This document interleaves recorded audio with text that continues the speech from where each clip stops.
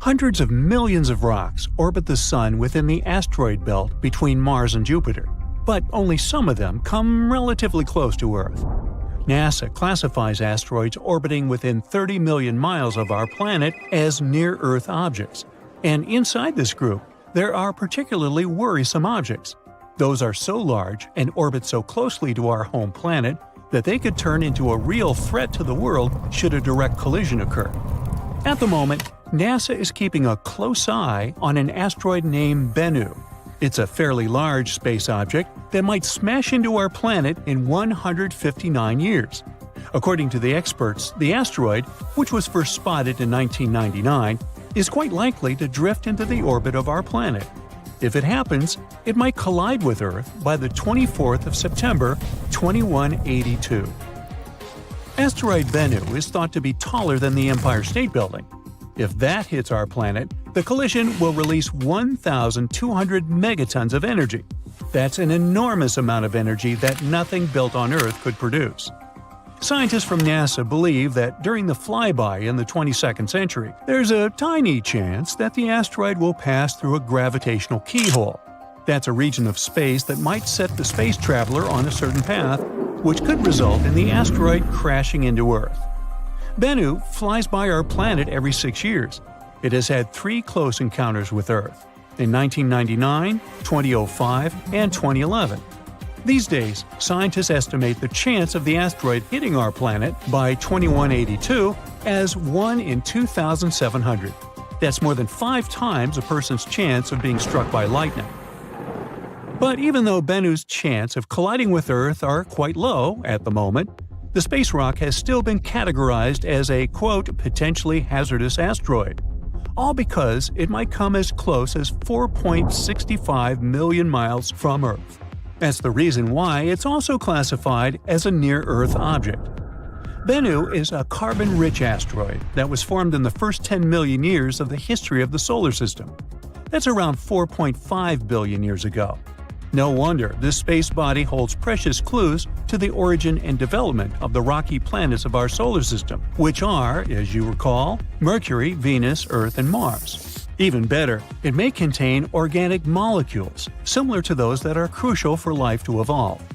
In 2020, NASA's OSIRIS-REx managed to briefly touch the surface of the asteroid. It collected some samples and propelled off the space rock afterward. For NASA, it was the first mission of this kind. But it won't probably come as a surprise that Bennu isn't the only asteroid we should worry about. Asteroid 99942 Apophis is another space body we'd better watch out for. It's a near-Earth object about 1,100 feet across. It was discovered in 2004, and at first, it was identified as one of the most dangerous asteroids ever detected. Apophis gained notoriety very fast. It was believed to pose a serious threat to Earth. Experts predicted that it would come uncomfortably close to our planet in 2029. Luckily, after a more careful examination of Apophis and its orbit, astronomers concluded that there was no risk of the asteroid colliding with our planet for at least a century. The risk of an impact in 2029 was ruled out completely, as well as the potential impact that could be caused by the asteroid's close approach in 2036. Interestingly, until March 2021, there was a small chance of a collision in 2068. But then, Apophis made a flyby of Earth, and astronomers took this chance to use powerful radars to estimate the asteroid's orbit around the Sun more precisely. This allowed them to rule out any impact risk for at least the next 100 years. Now, the reason why such discoveries make us so worried is that even a relatively small asteroid, the size of a house, can wreak havoc upon colliding with our planet. And if an asteroid is larger than 0.6 miles across, astronomers call it a planet destroyer. The impact energy released by such an asteroid after striking Earth could be devastating. That's why knowing where such asteroids are and in what direction they're moving is crucial. The problem is that our capability to protect the planet from asteroid impacts is not top-notch yet. If such a catastrophe was about to occur, we would need some time to prepare, because an asteroid collision is no joke. Probably the most well-known asteroid impact site is the Chicxulub crater. It's the evidence of the terrifying collision that led to the extinction of dinosaurs. Strangely, this crater isn't very visible, but some others are. For example, Barringer Crater in Arizona, which is also called Meteor Crater. It looks rather blood-chilling when you think about the collision that led to its appearance. In any case, we now know that space rocks hit not only the Earth but also the Moon, Mercury, and Mars. No rocky planet in the solar system is safe from asteroid impacts. That's why we have an entire scientific enterprise whose goal is to find and catalog the asteroid population of the solar system. Now, it might sound a bit scary, but there are around 25,000 asteroids larger than 460 feet in diameter near the orbit of our planet. Such a space rock is large enough to wipe an entire city off the face of the Earth. So far, less than 50% of such asteroids have been detected and tracked. There are also an estimated 230,000 objects equal to or larger than 160 feet in size. Those are capable of destroying a concentrated urban area, and still fewer than 8% of those have been detected. There are also tens of millions of smaller near-Earth objects. They are larger than 33 feet across and might cause some surface damage. Less than 1% of such small space bodies have been discovered so far. Now, the thing is, the inner solar system is extremely challenging for asteroid search. Each night, there are only 2 10-minute windows when astronomers can observe the region, all because the sun's glare creates a very bright background glow. Plus, the atmosphere of our planet also distorts and blurs observations. Spotting asteroids in such conditions is beyond the capabilities of most telescopes. A unique instrument is needed to fulfill this task, and the tool of choice is the Dark Energy Camera at Cerro Tololo Inter-American Observatory in Chile. This device wasn't designed to hunt asteroids. Researchers built it to search for another elusive target, dark energy, the mysterious force driving the expansion of the universe. The DEC is supposed to observe hundreds of millions of galaxies. That's why it's both wide and deep. This way, it can both peer deep into the universe and capture a wide field of view, which helps it record the motions of galaxies and the conditions in the early age of the universe. But it also means that the DEC is perfectly suited to spotting asteroids near the Sun. Inner asteroids are rare, and deep images are necessary because such asteroids are faint. Scientists need to be able to fight both the bright twilight sky near our star and the distorting effect of Earth's atmosphere, and the DEC can help them achieve their goal. The Dark Energy Camera was built to carry out the Dark Energy Survey, which finished in 2019. Now astronomers can direct the power of the camera towards other tasks. They claim that the DEC's survey is one of the most sensitive searches ever performed for objects near Venus's orbit and within the orbit of our planet. It provides us a great chance to find out what kinds of objects are lurking in the inner solar system.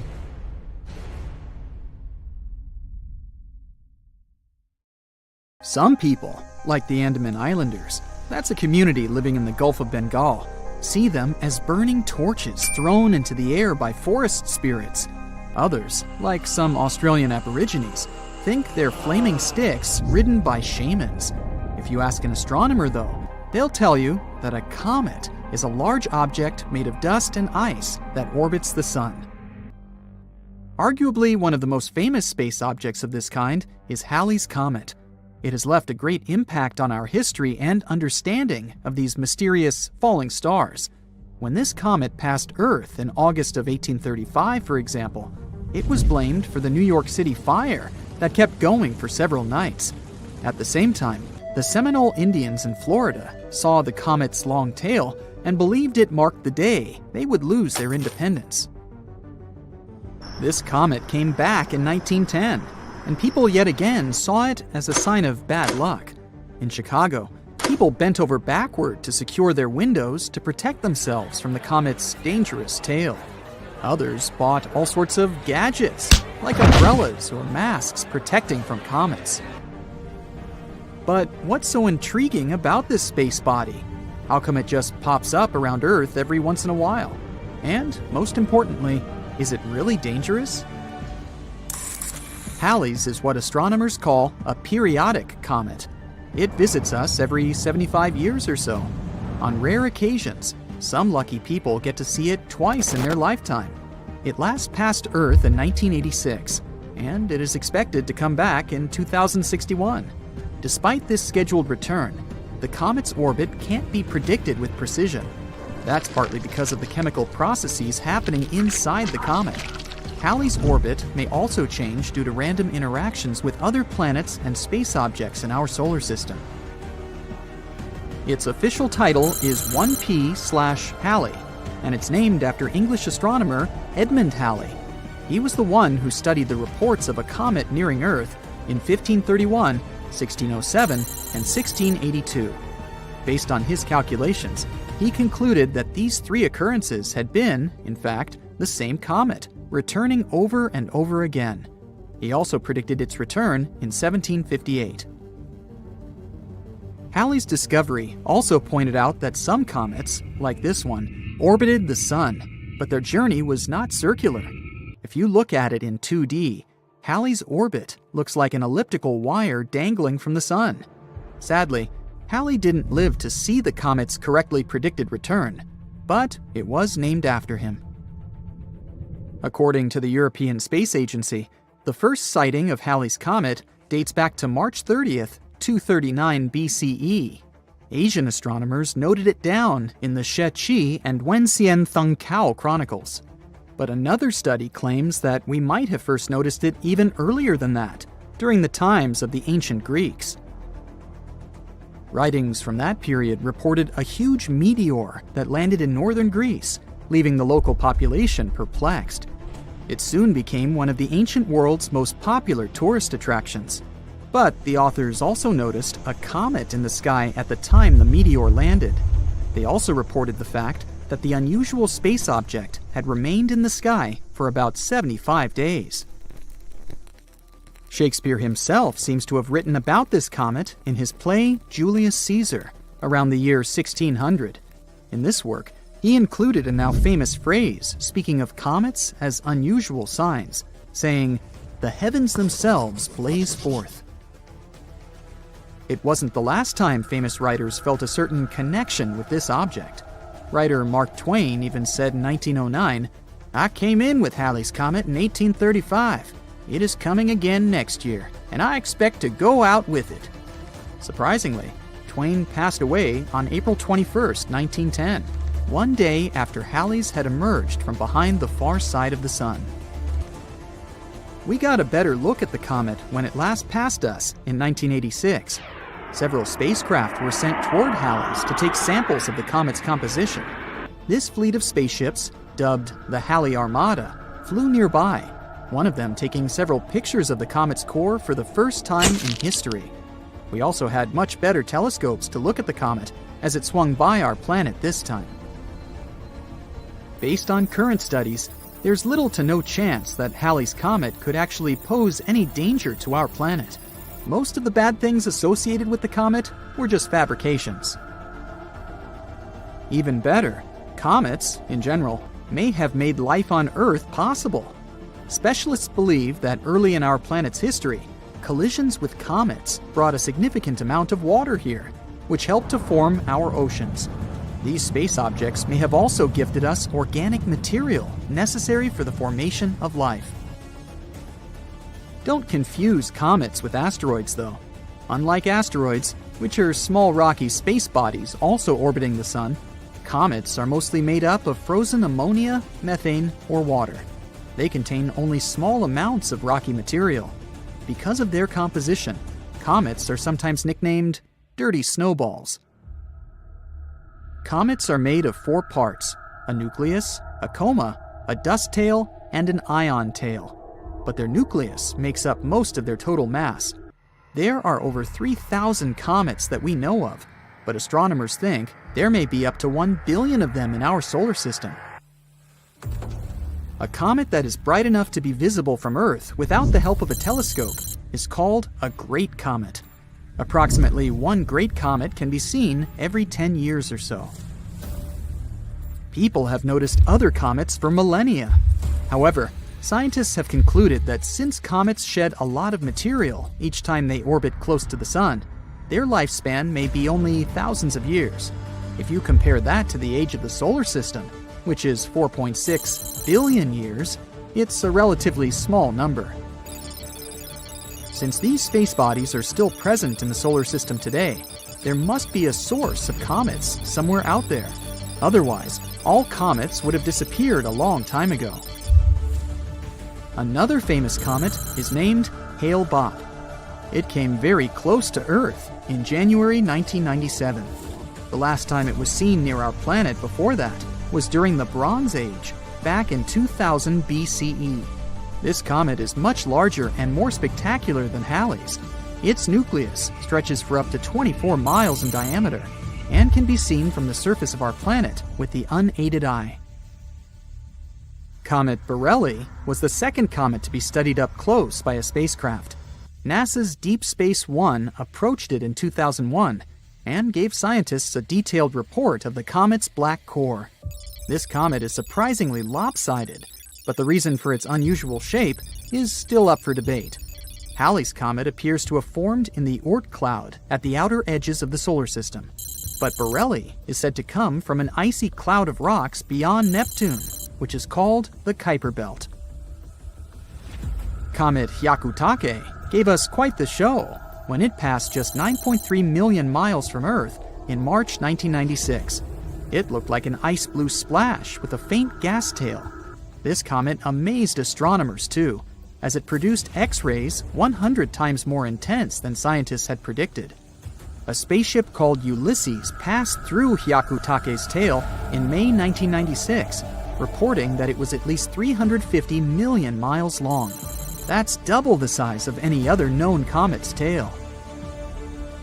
The comet Wild 2 was examined by NASA's Stardust spacecraft back in 2004.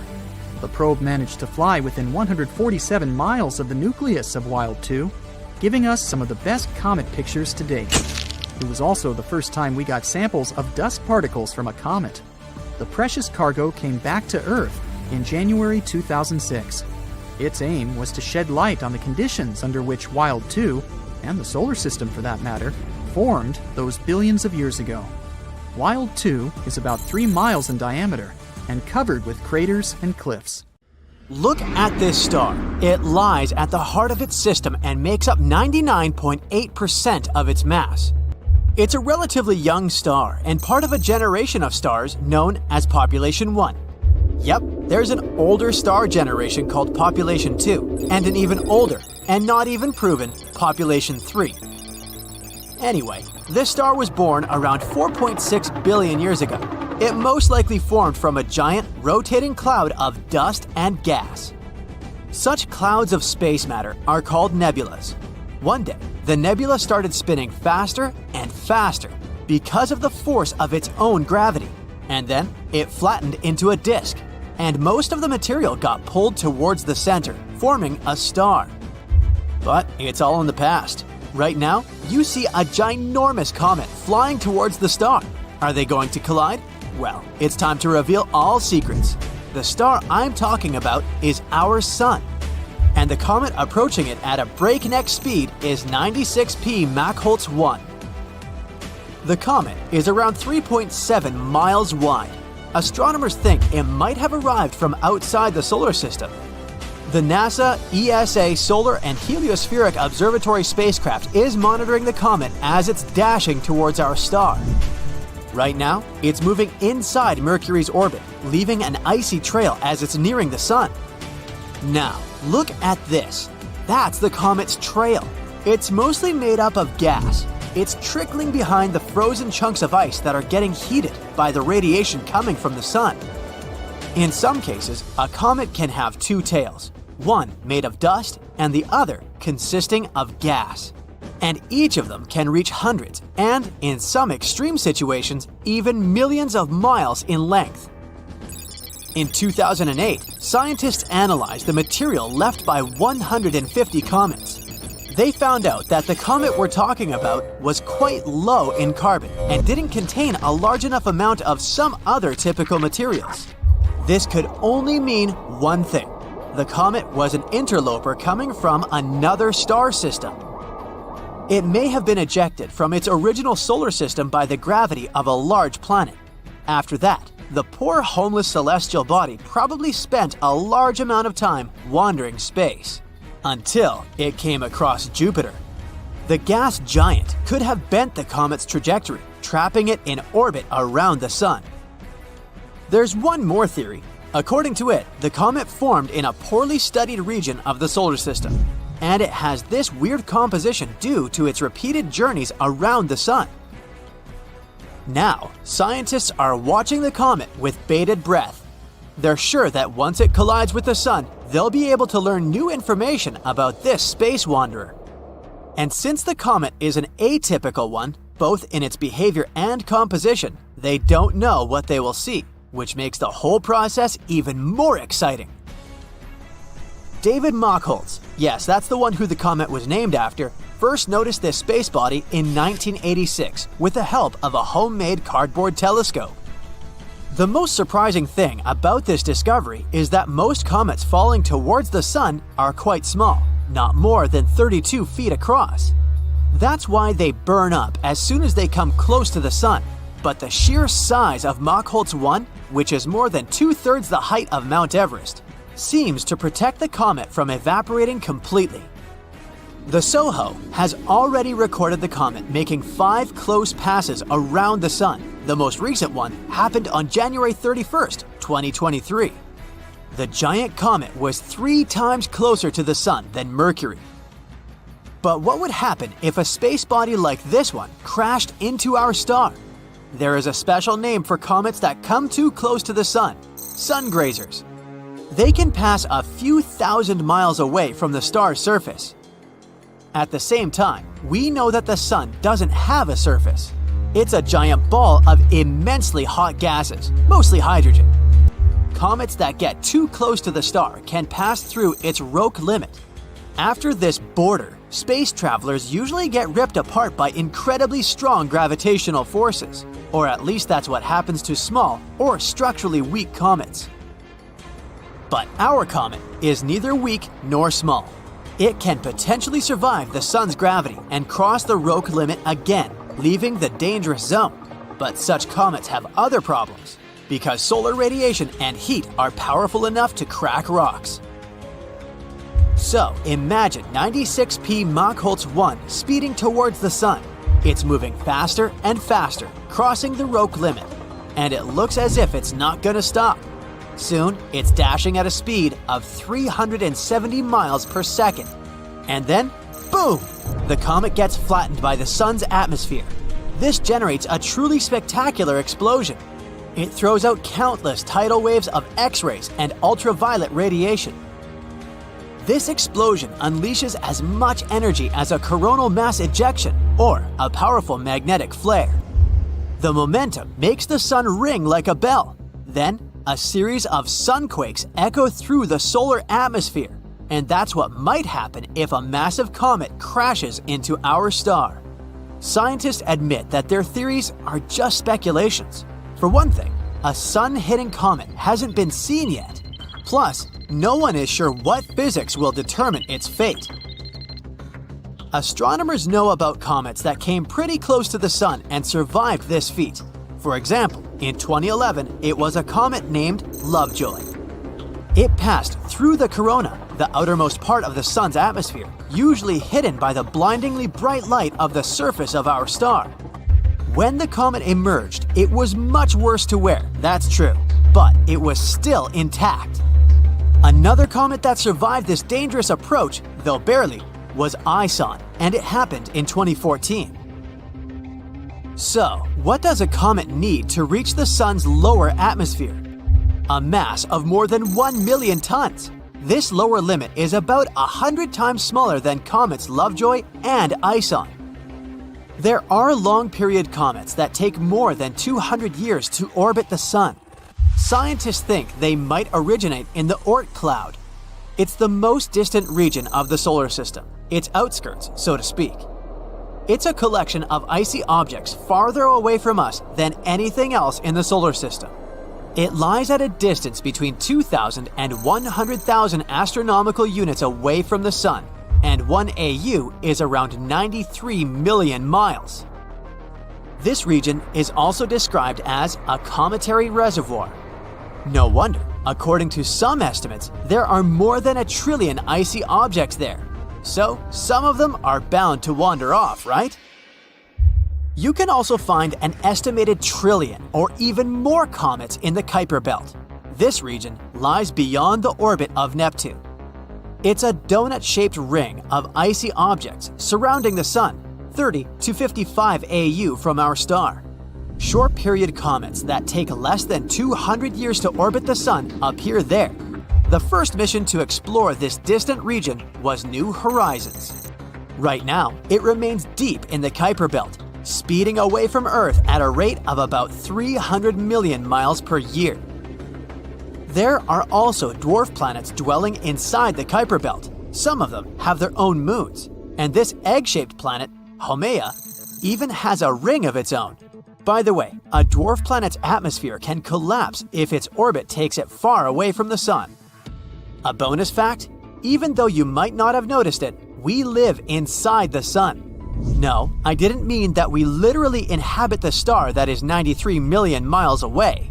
The thing is, the Sun's atmosphere stretches far beyond its visible surface, and our planet is right within its reach. In fact, exactly the gust of solar winds create such a breathtaking phenomenon as the northern and southern lights. It's a clear night, and you're outside looking at the stars. The Milky Way alone seems overwhelmingly huge. You check on your phone and discover that the galaxy you're in at this exact moment is 100,000 light-years wide. For scale, 1 light-year is already a very long distance. For example, it takes 4.2 light-years to go from Earth to Proxima Centauri, which is the closest star to our planet other than the Sun. So, 100,000 light-years is way more than we normal humans can fathom. And that's just one galaxy. There's a whole lot more out there.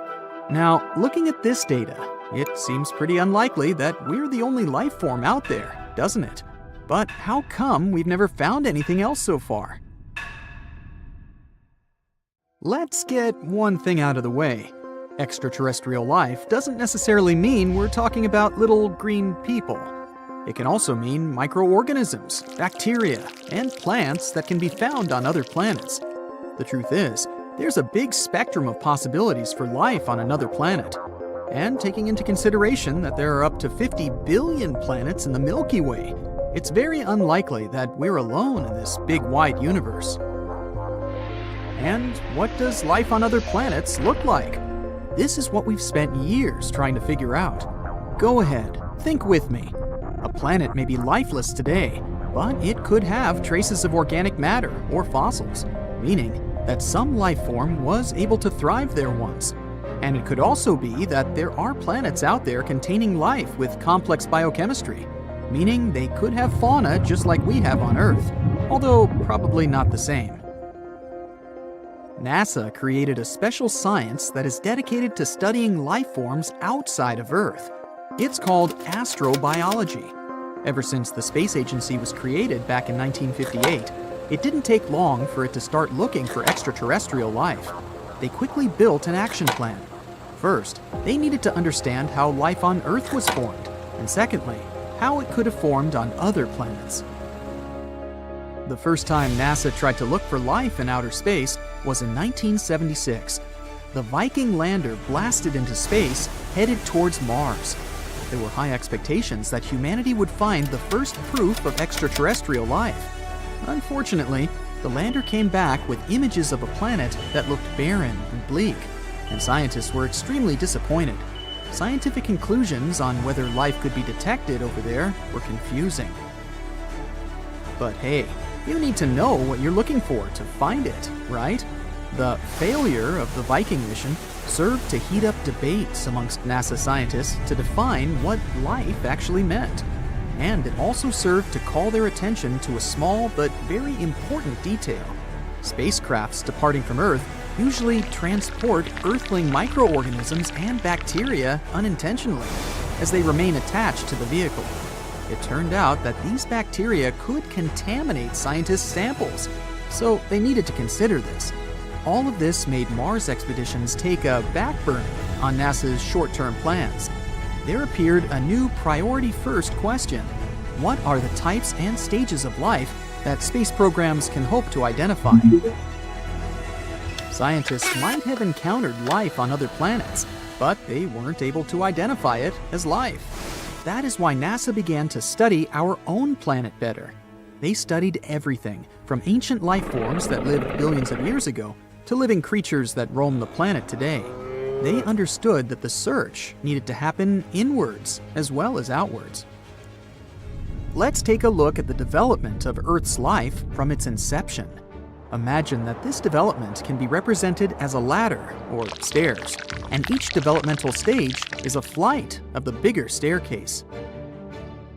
First, we would see basic chemistry, a soup of loose chemical elements like the ones we see in the periodic table. But they need to assemble themselves into more complex structures to be able to self-replicate, change, and evolve. This would happen in the second step, where we start to see the formation of microscopic organisms.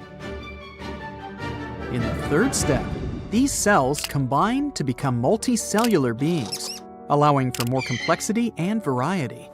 The step above sees species that can evolve big brains, enabling the use of tools, culture, and shared knowledge. That's where humanity is located. Looking at this ladder, one might ask, so what does it take for a multicellular organism to evolve into fully formed humans? This is what is called the Great Filter. It's a huge evolutionary jump that takes a lot of effort and the perfect environmental conditions for it to happen. And given that we haven't heard of any other extraterrestrial civilizations out there, it might be that we're the only ones that were able to make this jump. After all, how likely is it that we'll find life outside of Earth that is similar to us? That depends on how many planets there are out there in their star's Goldilocks zone, the area around a star where water can be liquid. And because stars come in all sizes and configurations, this zone is different for every star system. But that's not the only criteria we know for the existence of life. We usually look for three things to detect life: liquid water, methane, and oxygen. Water is what allows for chemical components to mingle and connect, forming multicellular beings. Methane is produced by the decomposition process made by bacteria, and oxygen is the byproduct of plant respiration. These are some of the telltale signs that the James Webb Telescope was programmed to search for.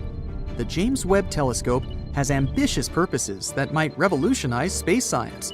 Its top priorities are to detect forms of life by studying small galaxies orbiting the Milky Way. It will also look for the oldest stars in the universe, trying to gather data on the origin of the universe itself. That's huge! NASA is betting on two variables with this new telescope: a thorough scan on the so-called exoplanets, aka planets from outside our solar system, and the search for extremophiles, a type of life that loves extreme environments. Extremophiles were first discovered on planet Earth back in the 1960s at the bottom of the sea near the Galapagos Islands. Scientists found microorganisms living next to hydrothermal vents that dot the sea floor over that part of the world. Thriving in places like these with extreme temperatures over 700 degrees Fahrenheit takes a lot of resistance. I mean, can you imagine the heat?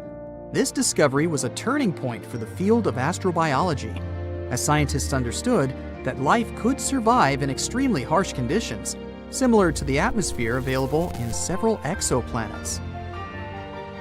But hey, life might turn up in our own neighborhood if we're lucky enough. Guided by the mantra, "Follow the water," NASA is launching two important missions inside our solar system that can contribute largely to the search for extraterrestrial life. You remember Jupiter, right? It's the gas giant that has a moon known as Europa. A few years ago, scientists discovered that Europa had an ocean hidden behind layers of icy crust. And there's even more. According to research, the water over in Europa is salty, much like the water we have on our planet. Europa is a big contender for the detection of life. But the Europa Clipper mission is not aimed at trying to identify this. Rather, it will orbit the Moon and gather as much information about its atmospheric conditions as it can. The other moon-bound mission is the Dragonfly, an octocopter that will explore Saturn's moon, Titan. The launch is programmed for 2027 and will only arrive in Titan's orbit around 2034. It will sample and examine a series of promising sites around Saturn's icy moon. And who knows, find some new information on ET life? Let's see what happens. But I'd say we've never been closer to a huge discovery than we are now.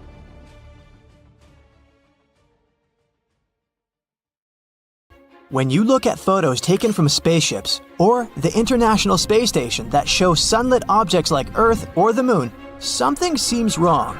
Space looks too empty. No magical scenery of a nighttime sky full of stars. It would be incredibly boring to go stargazing in space, since the sky is always dark. During the daytime, the sky on our home planet is blue because of the diffusion of light. It happens when sunlight goes through the atmosphere. But if you were on the Moon or somewhere else in space, there would be no atmosphere to spread this light around. That's why the sky there would always appear black. But it doesn't mean less bright out there. If you were looking out the window of the space station, you'd see just as much direct sunlight as you would gazing out of your apartment window during a cloudless day, maybe even more. When taking a picture on a sunny day, you'll probably use a short exposure, together with the narrow aperture setting on your camera. This way, just a short burst of light will get in. That's similar to how our pupils contract in sunlight so that they don't have to deal with too much light. And since it's just as bright up there in space, the process is the same when you take pictures of sunlit objects there. Using short exposure, you can get good, bright pictures of Earth or the surface of the Moon. But it also means there will be no stars in the picture. Even up there, stars are relatively dim. They don't emit enough light to show up in photos taken with such settings. Our home planet has a blue sky that slowly transforms into a beautiful orange-red palette at dusk and dawn. But if you ever get a chance to watch a sunset on Mars, you should expect the opposite, an orange-brown daytime sky that gets a bluish tint at sunset. First of all, Mars is farther away from the Sun than our planet. So, when you're looking at the Sun from the Martian surface, of course, it looks fainter and smaller. And not just that, the Sun observed from Mars is just a bluish-white dot surrounded by a blue halo. The thin atmosphere of the red planet contains large dust particles.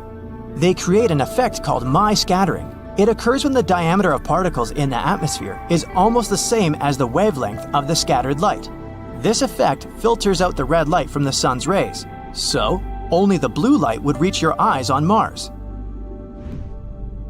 How come Earth doesn't have rings? All gas giants in our solar system, Jupiter, Saturn, Uranus, and Neptune, have such rings, whereas the rocky planets Mercury, Venus, Earth, and Mars don't. There are two theories about how rings can appear around a planet. They might be just some material left from the times when the planet was forming, or they may be the remains of a moon that got destroyed by a collision with some space body, or torn apart by the strong gravitational pull of its parent planet. The gas giants formed in the outer regions of our solar system, while all the rocky planets are in the inner part. So maybe the inner planets were more protected from potential collisions that could have formed their rings. There are also more moons in the outer regions of our solar system, which could be another reason why the planets there have rings. Also, bigger planets have stronger gravity. It means that they can keep their rings stable after they form. Some experts believe Earth used to have a ring system a long time ago. A Mars-sized object might have collided with our home planet, which probably created a dense ring of debris around it. Some scientists think that this debris formed not a ring, but what we know today as the Moon. There's probably a giant planet lurking at the edge of the solar system, far beyond Neptune. Scientists call this mysterious hypothetical world Planet 9. If it does exist, it's probably similar to Uranus or Neptune and 10 times more massive than our home planet. It's likely to circle around the Sun, but in the outer reaches of the solar system, about 20 times farther than Neptune. Another interesting theory says that Planet 9 could actually be a black hole the size of a grapefruit that warps space in a similar way a large planet would. Even though we once thought it was a rare substance in space, water exists all over our solar system. For example, you can often find it in asteroids and comets. It's also in craters on the Moon and Mercury. We still don't know if there's enough water to support potential human colonies if we decide to move there, but some amount of water is definitely present there. Mars has water at its poles too. It's mostly hidden in the layers of ice and probably under the planet's dusty surface. Europa, Jupiter's moon, has some water too. This is the most likely candidate we know about to host life outside Earth. There's probably a whole ocean of liquid water under its frozen surface. It might actually contain twice as much water as all of Earth's oceans combined. Neptune is unexpectedly warm, even though it's 30 times as far from the Sun as our planet and receives less sunlight and heat.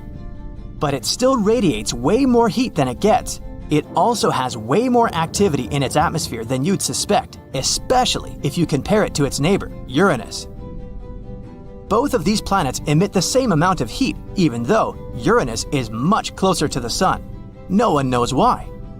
Neptune has extremely strong winds that can reach a speed of up to 1,500 miles per hour. Can they produce this heat? Or maybe it's because of the planet's core, or its gravitational force? There's a monster black hole hurtling through space at a speed of 5 million miles per hour. Scientists located it with the Hubble Space Telescope. They believe it weighs as much as 1 billion suns. It was supposed to stay put in the center of its home galaxy, but some gravitational forces are pushing it around. At one point, this black hole is going to break free from its galaxy and continue roaming the universe. Luckily, it's still 8 billion years away from us. Solar storms are so powerful that they could leave us in complete darkness. Back in July 2012, the strongest solar storm in over 150 years narrowly missed Earth. Coronal mass ejections, or CMEs, are large bubbles of ionized gas. They tore through our orbit back then. If they had caught our planet in the crosshairs, we would have literally been in the firing line. We'd have faced solar matter hurtling towards Earth, damaging computers and causing power outages that would have lasted for months. A surprise solar storm hit us on June 25, 2022. One photographer even managed to capture stunning bright auroras that flashed across the dawn sky in Calgary, Canada, and lasted for 5 minutes. They were caused by the storm. Vampire stars are a real thing. They're part of a binary star, and they can literally drain the life out of the other star in the system. They do it to keep burning for a longer time. It works like this. A smaller star with a lower mass steals its sibling's hydrogen fuel to increase its own mass. This vampire star then becomes hotter. Plus, its color changes to striking blue. This way, it looks much younger. How sneaky. The color of the universe is dubbed cosmic latte. The light coming from our galaxies and stars within them, as well as clouds of gas and dust in the observable universe, have a specific color. It's an ivory tint, pretty close to white. The universe is beige because there are a bit more areas that produce green, yellow, and red light than those that emit blue. Our Sun is an average-sized star, and still, it could fit 1,300,000 Earths. The star is also 333,000 times as heavy as our planet. NASA has translated radio waves created by planets' atmospheres into audible sounds. That's how astronomers found out that Neptune sounds like ocean waves, Jupiter like being underwater, and Saturn's voice resembles background music to a horror movie. Here on Earth, it's bebop jazz. No, I made that up. The Sun's surface is scorching hot, but a bolt of lightning is 5 times hotter. Earth gets struck by 100 lightning bolts every second, which results in 8 million lightning strikes a day and around 3 billion a year. Ooh, shocking. If you manage to go to the moon one day and see fresh footprints, that doesn't mean there's someone else there with you. Footprints or similar marks can last for 1 million years over there. Because the Moon doesn't have an atmosphere. There are no winds, not even a breeze, that can slowly erase those footprints. Astronomers have found the largest hole we've ever seen in the universe. It's the giant void that spreads 1 billion light-years across. They found it accidentally. One of the research team members was a little bored and wanted to check how things are going in the direction of the cold spot. That's an anomaly in the Cosmic Microwave Background Map, or CMB for short. It's a faint glow of light that falls on our planet from different directions and fills the universe. It's been streaming through space for almost 14 billion years as the afterglow that occurred after the Big Bang. So you fall right into the heart of the black hole and prepare for a sad end. Well, you don't have to. Falling into a black hole won't necessarily destroy you or your spaceship. You have to choose a bigger black hole to survive. If you fall into a small black hole, its event horizon is too narrow, and the gravity increases every inch down. So if you extend your arm forward, the gravity on your fingers is much stronger than on your elbow. This will make your hand lengthen, and you'll feel some discomfort. Rather significant, to be honest. Things change if you fall into a supermassive black hole, like the ones in the center of galaxies. They can be millions of times heavier than the Sun. Their event horizon is wide, and the gravity doesn't change as quickly. So, the force you'll feel at your heels and at the top of your head will be about the same. And you can go all the way to the heart of the black hole. This myth is busted. If you watch a very touching movie in space and start crying, your tears won't run down. They will gather around the eyeballs. Your eyes will get too dry, so you'll feel like they're burning. Any exposed liquid on your body will vaporize, including the surfaces of your tongue. Speaking of burning, that's one thing fire can't do in space. Fire can spread when there's a flow of oxygen, and since there's not any in space, well. Once they explode, stars aren't supposed to come back to life. But some of the stars somehow have survived the great supernova explosion. Such zombie stars are pretty rare. Scientists found a really big one called LP 40-365. It's a partially burnt white dwarf. A white dwarf is a star that burned up all of the hydrogen, and that hydrogen was previously its nuclear fuel. In this case, the final explosion was maybe weaker than it usually is, not powerful enough to destroy the entire star. It's like a star wanted to explode but didn't make it, which is why part of the matter still survived. If you ever go into space, don't take off your spacesuit unless you're on a spaceship. Air in your lungs would expand, as well as the oxygen in the rest of your body. You'd be like a balloon, twice your regular size. Good news, the skin is elastic enough to hold you together, which means you wouldn't explode. Small comfort. When something goes into a black hole, it changes shape and gets stretched out just like spaghetti. This happens because gravitational force is trying to stretch an object in one direction, but at the same time squeeze it into another, like a pasta paradox. Speaking of, a black hole that's as big as a single atom has the mass of a really big mountain. There's one at the center of the Milky Way called Sagittarius A. It has a mass like for 1 billion suns, but luckily it's far away from us. If you made a big boom on an asteroid, you'd never be able to hear its loud sound.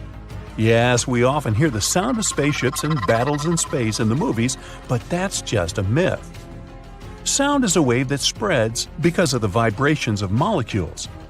A person claps a few feet away from you, the sound wave begins to push the first air molecule next to the clap, then the second, third, and so on, until the wave reaches your ear. So, to spread sound, we need molecules like air or water.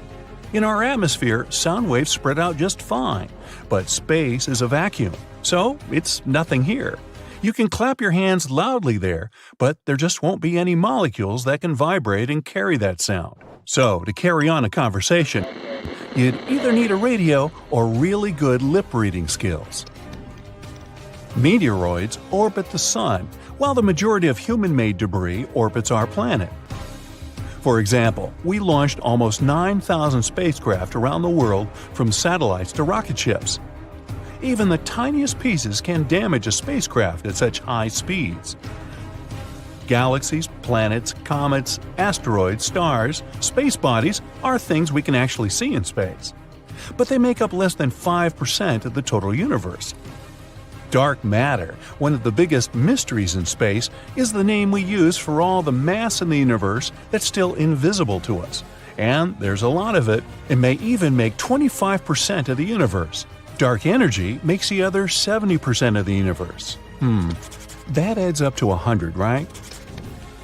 Now, let's look at the moon. It always looks at us with one side. This means the moon has a dark side and the sun's rays never get there. Well, that's a myth. The whole point is that the moon is gravitationally locked to the Earth. There are days and nights there too. It's just that this rotation is perfectly aligned with the rotation of the Earth.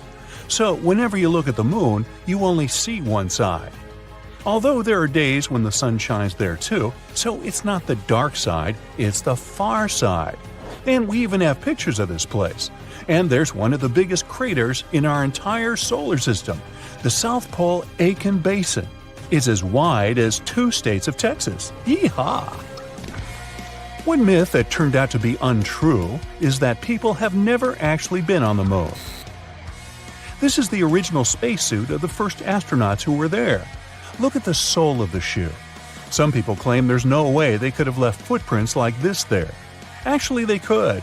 On the moon, the astronauts wore extra boots over their suits, and their soles matched the footprints on the moon perfectly. Now, the astronauts didn't need them when they left the moon and tossed them when the moonwalk was over. They left a lot of stuff there, too. They even tossed the armrests of the seats in the lunar module to reduce the weight. Now, counting all the Apollo lunar missions, the total weight of rubbish on the moon is approximately 187 tons, including several lunar rovers, spacecraft debris, 6 lunar modules, and all the experiments left behind. That's like 3 Boeing 737s. Another myth about the sun is that it's yellow. Let's send you into space for this one. You look out the window and it's white. The sun only appears yellow to us through the filter of our atmosphere. The composition of the air and its thickness just distorts the light of the star. But stars do come in different colors. Cooler stars have bright orange and red colors. These are usually very old stars, older than our sun. But young and very hot stars are bright blue. The sun is about in the middle of this spectrum. Oh, one more myth about asteroids. We need to fly a little farther than Mars's orbit. Whoa, we're in an asteroid belt, and we constantly have to dodge giant rocks and blocks of ice. We got in some dense asteroid clouds. Not true. The fact is that space is huge, and the distances are incredible. All the rocks and debris in the asteroid belt are only 4% of the weight of the moon, so there really aren't that many of them there. To understand the dimension of the emptiness in space, look at the collision of 2 galaxies. There are billions of stars in each of them. If we mix them up, it's unlikely there will be any collisions even here. You're sitting at a coffee shop on Mars, keeping your head down, trying not to draw any attention to yourself. It's crowded, and many people are singing, dancing, and talking loudly about life on Mars. Your drink arrives, and you sip on it. So far, no one recognizes you. You're wearing a cloak with a large hoodie to cover your face and disguise yourself from everyone. Someone accidentally bumps into you and sees your face. The music stops, and now everyone is staring at you. You have nowhere to hide or run. You ignore the leering eyes and keep sipping on your beverage. An old bearded man sits in front of you, amazed to be in your presence. "So, it's true. No one believed you'd make it," he says. You don't reply and continue with your drink. Everyone else gathers around you. Another man speaks. "Well, are you not going to tell us how you escaped from the clutches of the Space Kraken?" Everyone gasps in shock. No one has ever made it to tell the tale of the Kraken, except you. Your plan was to find your messenger to take you to a spaceship far away from this planet. But it's too late, now that everyone knows you're here. And the messenger fled, knowing all the attention was on you. You lay back your hoodie and explain what happened. 2 days ago. You're in your full gear, ready to make the voyage into deep space. You have a solo ship that's designed to maneuver through all the obstacles in space. You prepare the rest of the gear and fuel up. Everyone is watching you, knowing that you might not make it back. But the Kraken has been floating in space for too long, disrupting shipping containers bringing in goods. A small ship like yours can sneak past its acute sense of smell and vision. But larger ships will get destroyed. You made it your mission to find this Kraken and study it. If you learn its ways and patterns, you can figure out how to get rid of it. Everyone says their goodbyes, and you lift off. You know that it'll be a very long way to get there, possibly 3 days in the emptiness of space. You saw some quick footage of it, but no one knows exactly where it sleeps, or if it even does sleep. You put on some tunes and set your ship for cruise control. You make some notes and set the camera to document yourself while you prepare everything you need. You also have some cameras outside recording everything that moves, even thermal sensors to catch living creatures floating in space. After a few hours, you exit the safe quarters of Mars and enter into the hostile territory. There is no place to hide or anyone to help you. A few little ships like yours pass by now and then. They watch you going further to the Kraken. You notice many floating signs powered by machines warning you about the Kraken. The cameras start recording, and you begin your video journal, which is transmitting to your network at home. So far, nothing. It's quiet and dark. Hours pass, and you're just floating in the middle of nowhere. You almost feel like you want to turn around, but then you pick up something in the sensors. You see a large live object nearby. You turn off the lights and slow down your ship. You resume recording and start talking to yourself, explaining everything. The object is getting closer and closer. You move aside to avoid it and latch on to a floating rock, but you still don't see anything. Out of nowhere, you see some glowing jellyfish-like creatures flowing together in a cluster. On your thermal sensors, they appear to be large objects, but in fact, they are just little creatures. According to your studies, these creatures are some of the main foods for the Kraken, so they're probably running away from it. After a few minutes, the creatures float away, and you launch yourself out and turn the lights back on. A few more hours pass, and you still see no Kraken. Suddenly, a whoosh shakes your ship, and you're thrown slightly off course. You notice that a large object has spiked your thermal sensors and left. You keep going and check the playback settings to see if your cameras manage to catch something. You try to look carefully, but it seems like a gust of wind blew past you, which is weird because there is no wind in space. You check the thermal sensors and notice that a large object shaped like the Kraken has zipped past you. It's still around, and it has probably caught your scent. Your system's got some DNA particles and are studying them. After a while, they show that the Kraken's skin can change colors according to its surrounding. Its skin is thick and made up of some cosmic fluorescent material that is new to any creature you've ever come across. The system continues studying it. After a while, the Kraken goes off your radar and disappears. You circle back, trying to find it. People back on Mars can see the data and already have information about its size and skin quality. They even see some footage you've managed to catch. As you continue driving towards it, you open your floodlights, trying to see anything. Your cameras are still rolling. Suddenly, the Kraken changes skin color and appears right in front of you. Its large tentacles flash around, whipping nearby space debris. Its large eye that's as big as a bus looks right at you. It opens its mouth, and you see layers of sharp teeth circling like a grinder. It has a large beak that can break your ship easily. It starts flashing its colors rapidly as a way to warn you. It shoots out some liquid to move in a no-gravity space environment. It's moving towards you until it launches itself. Your ship has an auto force field for protection, but it can't sustain the powerful bite of the Kraken. After only a few seconds, the shield breaks, and your ship spirals down to another planet. You crash-landed in a swampy land. Your ship has survived, but it can't take off. The analysis of the Kraken is ready. It shows that it doesn't need oxygen to breathe, and its DNA is evolving. Now that it got a bite of your force field, it can adapt itself to create a bioforce field of a similar nature. But you crashed on a planet that is foreign to you. You put on your safety suit and observe the environment. The atmosphere is filled with nitrogen and sulfur. You get out and walk around. It has similar gravity to that of Earth. As you venture through the swamp, you start seeing little skin particles similar to those your ship has caught.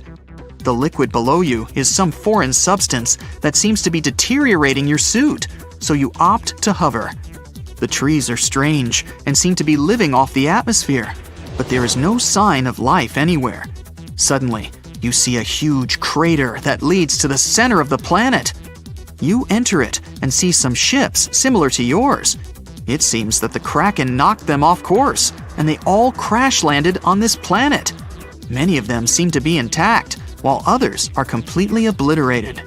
Your sensors pick up another reading. It senses another creature dwelling in the center. You try to get closer. You're doing your best to be as gentle as possible, but you feel the ground shaking below you. You duck down and try to avoid the rocks falling overhead. A large tentacle pops out of nowhere, and then another and another. It swings itself out and crawls in the open. According to your system's studies, this Kraken is 10 times larger and even looks different. It doesn't spot you, but it can sense that you're around. It starts thrashing the planet, trying to find you. It knocks your ship. You try to find a way to start it, but it's missing a piece. You find another abandoned ship and take out the part that you need and put it on your ship. Your suit has an auto repair function that allows you to fix your ship without the tools. After a few minutes, it's ready for takeoff. You power up your ship, even though it's damaged, and lift off. You manage to sneak past the Kraken. Everyone at the coffee shop is silent. Many don't believe your stories. They had stopped receiving live transmissions before you were knocked off by the Space Kraken. Out of nowhere, an alarm rings and warns that the Kraken has arrived. Everyone rushes off in a panic. You hear a voice in your head. It's a bunch of gibberish, but you start getting visions of the Kraken talking to you. It knows you're here, and it's coming for you. Venus has exceptionally high temperatures, hot enough to melt lead. It's the hottest planet in our solar system, with a high-pressure environment and super strong winds. The winds there are 50 times faster than the planet's rotation. It's getting stronger over time, and scientists don't know why. But they did find something interesting in the planet's clouds, a potential sign of decaying biological matter. Could there be life then? Not quite, since Venus has a dry, windy atmosphere and doesn't have enough water for life to develop. Rings around other planets are more common than we thought.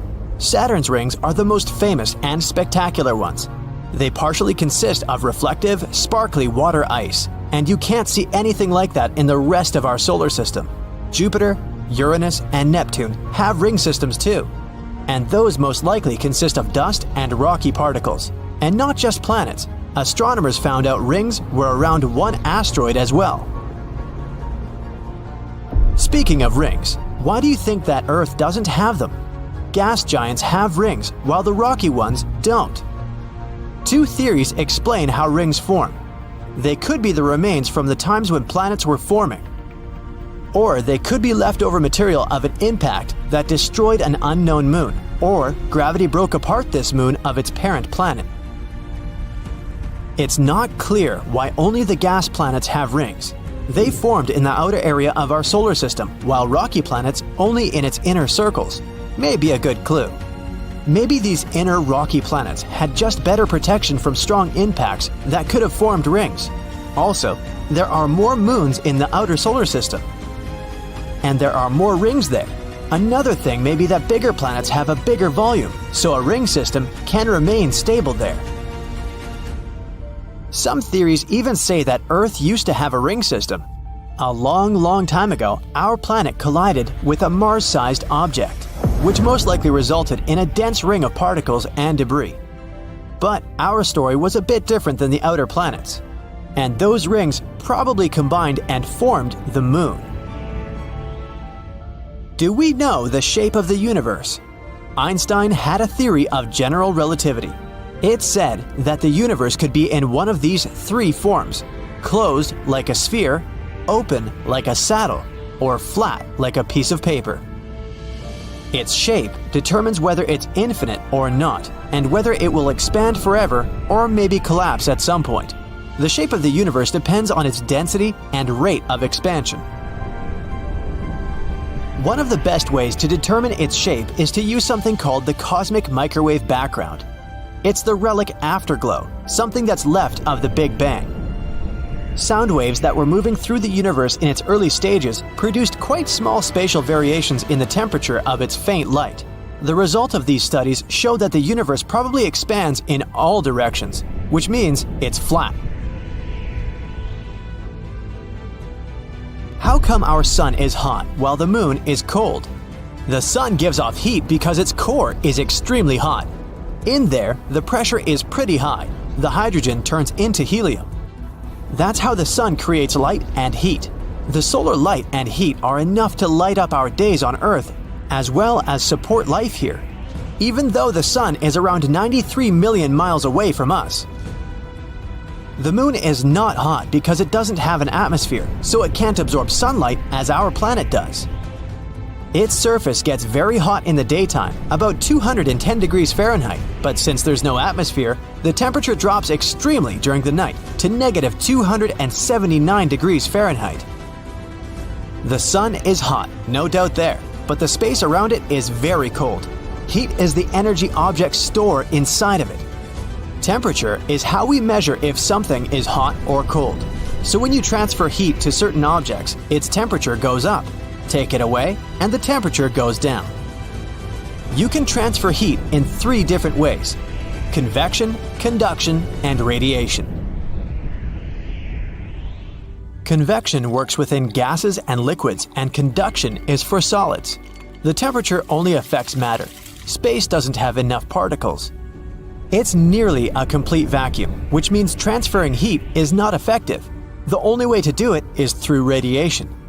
When the heat coming from the sun falls on an object in the form of radiation, the atoms that make up that object will absorb energy. This energy moves the atoms and makes them produce heat throughout this process. In space, temperatures of the objects stay the same for a long time. Cold objects stay cold, and hot ones stay hot. If you place anything outside of the Earth's atmosphere and expose it to direct sunlight, the sun will heat it to about 250 degrees Fahrenheit. Objects in outer space that surround our planet and don't receive sunlight directly are at 50 degrees Fahrenheit. The temperature is like this because there are molecules that escape our atmosphere, so the sun heats them. We used to think that water was really rare in space, but now we know there's water ice across our entire solar system. For starters, you can usually find water on asteroids and comets. It's also in craters on Mercury and the Moon that are in permanent shadows. On Mars, you'd find ice at its poles, under the surface dust and in frost. It might not be enough to support human colonies up there, but it's still something. Some other bodies in our solar system also contain ice, like the Dwarf planet Ceres and one of Saturn's moons. Europa, one of Jupiter's moons, could be one of the most likely candidates we know about that could contain life. It probably has an entire ocean under its frozen and cracked surface. It could have twice as much water as all oceans on our planet together. Titan, the biggest of Saturn's moons, also has a liquid cycle, but it's not water. Its cycle moves materials between the surface and the atmosphere. At first, it sounds like the water cycle we have on Earth. But immense lakes on Titan are filled with ethane and methane. There's a chance they're over a layer of water. Neptune is about 30 times as far from the Sun as we are. Of course, it gets significantly less light and heat than Earth, but it also radiates way more heat than it's generating. There are more things happening in its atmosphere, especially if you compare it to its neighbor, Uranus. Uranus is closer to the Sun, but it still radiates the same amount of heat as Neptune. The winds on Neptune are insanely strong, 1,500 miles per hour. No one still knows why. It could be a gravitational contraction, energy coming from its core, or the Sun. I hope we'll eventually find out. Can you imagine hot ice? It exists just 33 light-years away from us, on one exoplanet. This planet consists of different water elements and they form burning ice. The ice there is solid because of pressure, but the surface temperatures are extreme and go up to 570 degrees Fahrenheit. That's how the water stays super hot and comes off as steam. Picture putting ice in your coffee when you want to heat it up. When you stargaze, it's almost like you're looking into the past. Stars are really far away, and it takes longer for their light to reach our planet. So it's possible some of them have already run out of fuel and aren't alive anymore. The pillars of creation are a good example. This is part of a region 7,000 light-years away from us called the Eagle Nebula. These are clouds of gas and dust in the shape of pillars. Scientists first discovered it in 1995, but in reality, a supernova explosion destroyed these pillars that were at least 6,000 years ago. So, the 1995 image shows these pillars from 7,000 years ago. Mars has the biggest volcano in the solar system that we know of so far. It's bigger than the whole state of Hawaii, and 100 times larger than the biggest volcano on Earth. The red planet seems so quiet, but once upon a time, large volcanoes dominated its surface. Volcanoes on the red planet can probably grow so big because gravity there is a lot weaker than down on Earth. Also, the crust on our planet is moving all the time, and the Martian crust probably stays still. It's September 1977. You're playing one of the first video game consoles released in North America. You step outside and see the whole neighborhood waiting for Voyager 1 to launch. It's a super sunny day, so you squint a little, trying to see what's happening. You live in the neighborhood right outside the launching station. You get yourself some food and watch the Voyager take off into space. You're so impressed, you decide to dedicate your career to working with NASA. 35 years later. You're now a senior official in NASA, specializing in Voyager 1. It's 2012, and you're sitting in the control room with your colleagues. Everyone is staring at their computer screens as they work on the Voyager. You're sitting on the top, overlooking everything and making sure all systems are in check. This day is special, as Voyager 1 is about to exit the heliosphere, which is a science word for the outer shell of our solar system. It's a bubble of space affected by the solar wind, which comes from the sun. By 2021, it got 14 and the Earth. The craft was originally meant to fly by Uranus, Saturn, and Jupiter, and toss itself from one planet to another with the use of their gravitational pull. Everyone is impatiently waiting for it to exit the heliosphere. 3, 2, 1, and it's officially out. All systems are normal and functioning. You praise your team for doing an excellent job. With Voyager 1 reaching this far, there's still tons to explore in outer space. You were once a young adult watching the craft launch outside your neighborhood, and now you're the main person in charge of the operation. 9 years later. Since Voyager 1 left the heliosphere, you've been checking up on it every now and then, making sure all systems and functions are in order. It's been sending back measurements of the interstellar medium. It's the area between the stars of our galaxy, consisting of ionized materials. Ionized is basically a simple version of a molecule or substance. The interstellar medium is an electrically charged state of plasma, or ionized plasma, and is very unstable. It's like going from lightning in a thunderstorm back to calm rain in a matter of seconds. The plasma up there is different than the plasma on Earth, in that it's difficult to filter out. There are around 0.06 atoms for every cubic inch in the interstellar medium. The air we breathe on Earth has billions of atoms. By measuring the plasma in the interstellar medium, we can further understand the behavior and structure of chemicals and gases. It's possible that the oxygen we know and love on Earth is different than the ones out there. One of your main tasks is to learn more about how the solar wind from the sun and interstellar medium interact with each other to create the heliosphere. So, after doing some routine checkups and other maintenance work on Voyager 1 from the control room, You notice something strange coming from the screen. You sit in front of the computer, crunching the numbers of the plasma vibrations and convert them into an audio file of about 3 kilohertz. You click on it and listen to an eerie, subtle hum.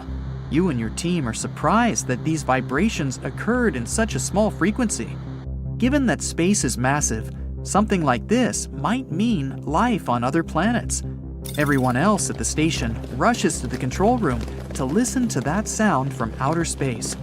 It's monotonous and faint, but it's definitely coming from outside the heliosphere. You run the numbers over and over to make sure it's not a fluke, but it's on point. You make sure your team doesn't spill the beans to anyone outside until everything is known and clear. You get into beast mode with work and try to catch the sound again, and it remains. You can't sleep trying to think of something that could be producing this hum. A few days pass by, and the sound is pretty consistent. If there was some life out there trying to communicate with you, then surely it would have said something that can be deciphered. You analyze the audio files once again, trying to see if it's some phonetic language you don't know. You call in a linguist to see if she can make something out of it. You and the squad gather around, waiting impatiently for some answers. After a while, she believes that it might be someone out there communicating with us, but the only way to find out is by sending something back to them. You arrange a meeting with your team and try to figure out what message you can send. After much thinking and lots of coffee, you decide to send them one phrase in English. Who are you?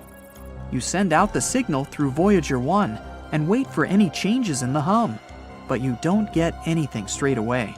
It may take some time for a response. You wait all night, and still, there's nothing. It's starting to look like there isn't anything out there. For the next couple of days, you keep sending out phrases for anything to pick up. Since space is a vacuum, sound waves can't travel, so sending out voice messages on a large speaker won't work. You locate the source of the humming and aim for it when sending the audio file. Every day, you send something different, but still, you don't hear anything from them for a week. It seems that intelligent life in the distant world isn't real. The areas between the star systems in a galaxy aren't necessarily a complete vacuum. That's where the interstellar medium is. It contains gases, dust, and cosmic rays, which are energy particles. After many months of this constant humming being produced, you still try to figure out what's going on. You sit there, remembering the time when the Voyager was first launched. You remember running outside after playing some video games. You couldn't see properly because of the sun, and you freeze in your spot and have a eureka moment. You go through some notes taken in the past. The answer was in front of you all this time. Every now and then, the sun sends a burst of energy that causes the plasma of interstellar space to vibrate. Scientists can measure the frequency of waves when the plasma vibrates to show how close they are to each other. And on the day when the hum was delivered, there were some irregular frequencies coming from the sun. So that hum might have been the plasma vibrating in a weird way because of the sun flares. But these low-level vibrations last longer than quick jumps and spikes. They're fainter. You run the tests again and find out that it's not some intelligent life forms out there trying to talk to you. It's the little vibrations caused by sun flares. You notify your team about this breakthrough, and everyone's celebrating.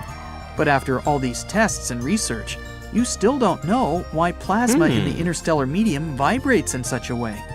Those answers will have to wait. 2027.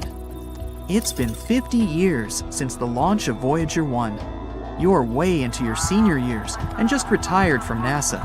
You have many scholarships in your name and programs for young people who want to learn about space and science. You go back to the control room once more, where you thought you had discovered intelligent life on a distant world. Then you remember all the good times you had. You say goodbye to everything, knowing that this is Voyager's final moments. It was built to last up to 50 years. After that, it'll just be a floating object in the vastness of space. It's already surprising to know that this is Earth's most distant object from us, but it's time to let others take your place. You shut off the lights and close the door. The Voyager makes one last beep before eternal silence. The universe is not static. It evolves all the time and grows in all directions. It's expanding, and scientists found this out almost a century ago. And it's not at a stable rate. The more time goes by, the faster the universe expands. As this happens, stars, planets, and galaxies move farther and farther apart, which leaves more space between them. If that's the case, the universe is supposed to become colder as it expands, right? After all, it was a lot denser when the Big Bang happened, and a lot hotter. As it was expanding, space was cooling down, which created conditions for planets, stars, and other space objects to form. Yeah, that's not exactly the case now. Scientists were surprised to hear it too. But our universe is actually getting hotter. They observed the temperature of cosmic gas farther away from our home planet compared to young gases closer to the Earth. Since we measure distance in space by light years, farther areas are like going back to the past, and regions closer to us are like observing the present day. They found out the temperature of a gas in space has gone up more than 10 times in the last 10 billion years. Now, the temperature of the cosmic gas that's spread all across the universe can get to around 4 million degrees Fahrenheit. Wow! As the universe expands, gravitational force does its part and pulls gas and dark matter together.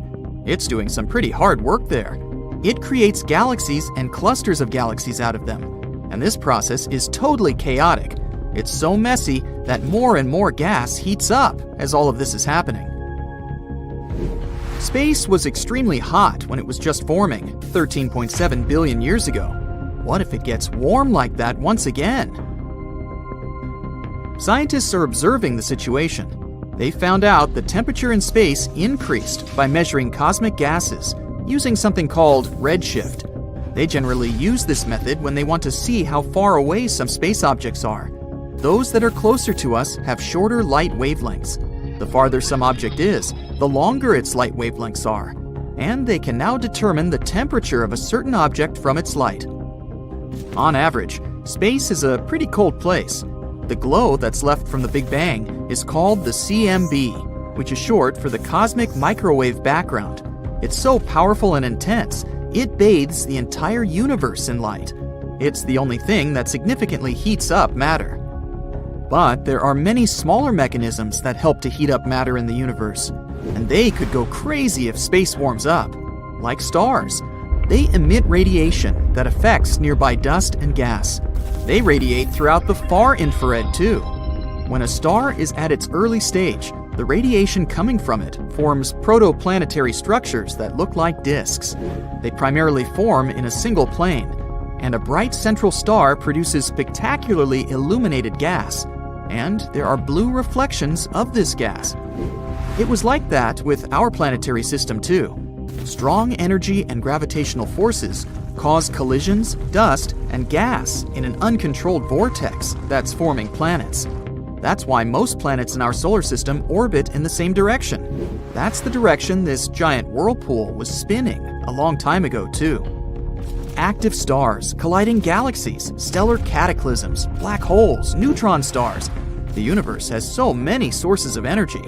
And when you surround normal matter in space with such an energetic environment, it heats up drastically. When you heat something up, it radiates that energy away in a certain way.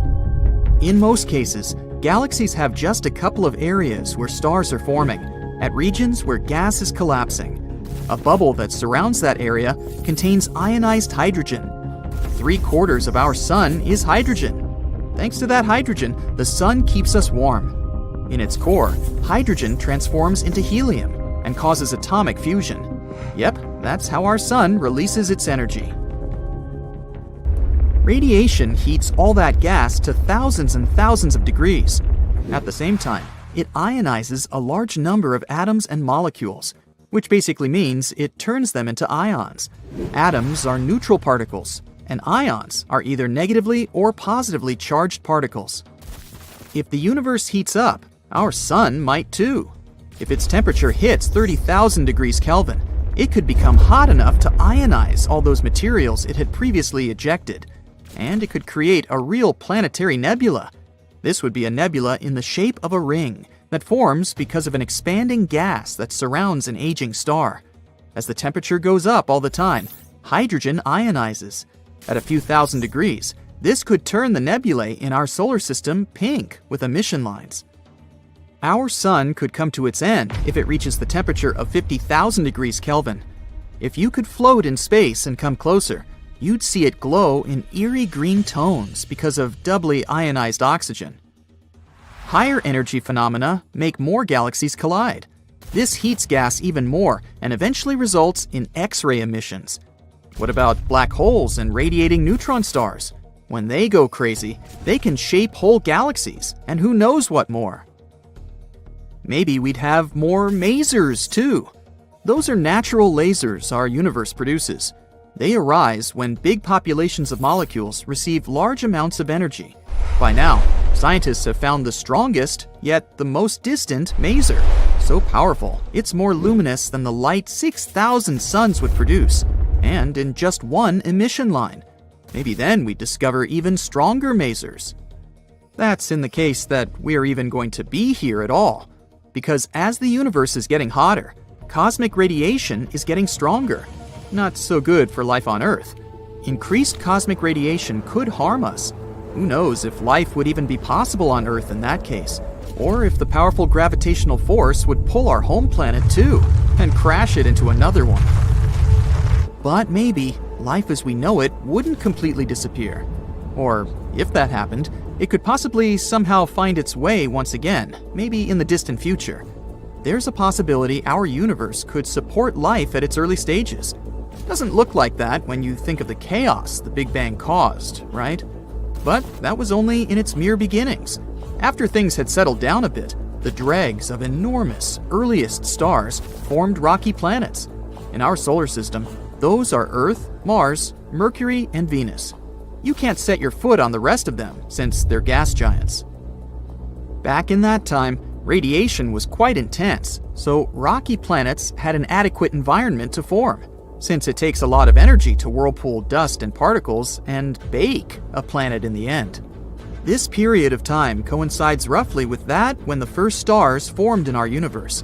Ancient stars were way bigger than our sun. They lived shorter though. They would have just exploded as supernovas on their end, and they would leave heavy metals across the space around them. Those are the particles rocky planets formed from. Radiation spread around the whole universe back then. It has changed over time. Today, it's almost an absolute zero. 400,000 years after the Big Bang, when hydrogen atoms were forming, CMB was almost as hot as the surface of our sun. And about 15 million years after the Big Bang, its temperature was close to room temperature, which is around 80 degrees Fahrenheit. These things were happening across the universe, so there were many planets that could potentially hold life. If we were one of those ancient worlds, we wouldn't need a star to keep us warm. CMB would be enough to do it. So, it's possible that life in space is way older than we think it is. There could have been ancient worlds with liquid water on their surface. What if there were some primitive forms of organisms, like on our home planet a long time ago? Or even more developed ones? Perhaps we'll find out one day. All aboard! This is the Intergalactic Cruiser. The destination on your ticket is a tour of the local group of galaxies, featuring the large and small Magellanic galaxies, the Orion Nebula, the Andromeda and Triangulum galaxies, and a few surprises in between. Tickets, please. Be advised you may experience a slight tingling sensation as we rev into hyperspace. The ship and everything in it is going through a dimensional phase change. It's nothing to worry about. The tingling passes quickly. Now, passengers, as we head toward galactic latitude 180 degrees north, as Terrarians are accustomed to calling it, our first main item of interest will be an intense star-forming region known as M42, the Orion Nebula. But first, a special treat by the captain that's not on the advertised itinerary. The Horsehead Nebula. It's off to the port side. That's left for you Aggies. Its designation is M43. The newborn star at the top of the horse's head has a strong solar wind that is deforming the shape of the nebular cloud. Get a good look at it now, because in a few thousand years, those gases will be completely blown away by the star-like nebula that made our sun. Yep, long gone, except for the nebular gases captured by Jupiter, Saturn, Uranus, and Neptune. Okay now, one of our junior explorers asks a question. What is the M in M42 and M43? Well, young lady, the M stands for Messier. Pronounced Messier, not Messier, as in, is your room messier than mine? Charles Messier to be precise, was a French astronomer in the 18th century. He published a catalog of 110 fuzzy objects as seen through an early telescope. The Horsehead Nebula is number 43 on his list.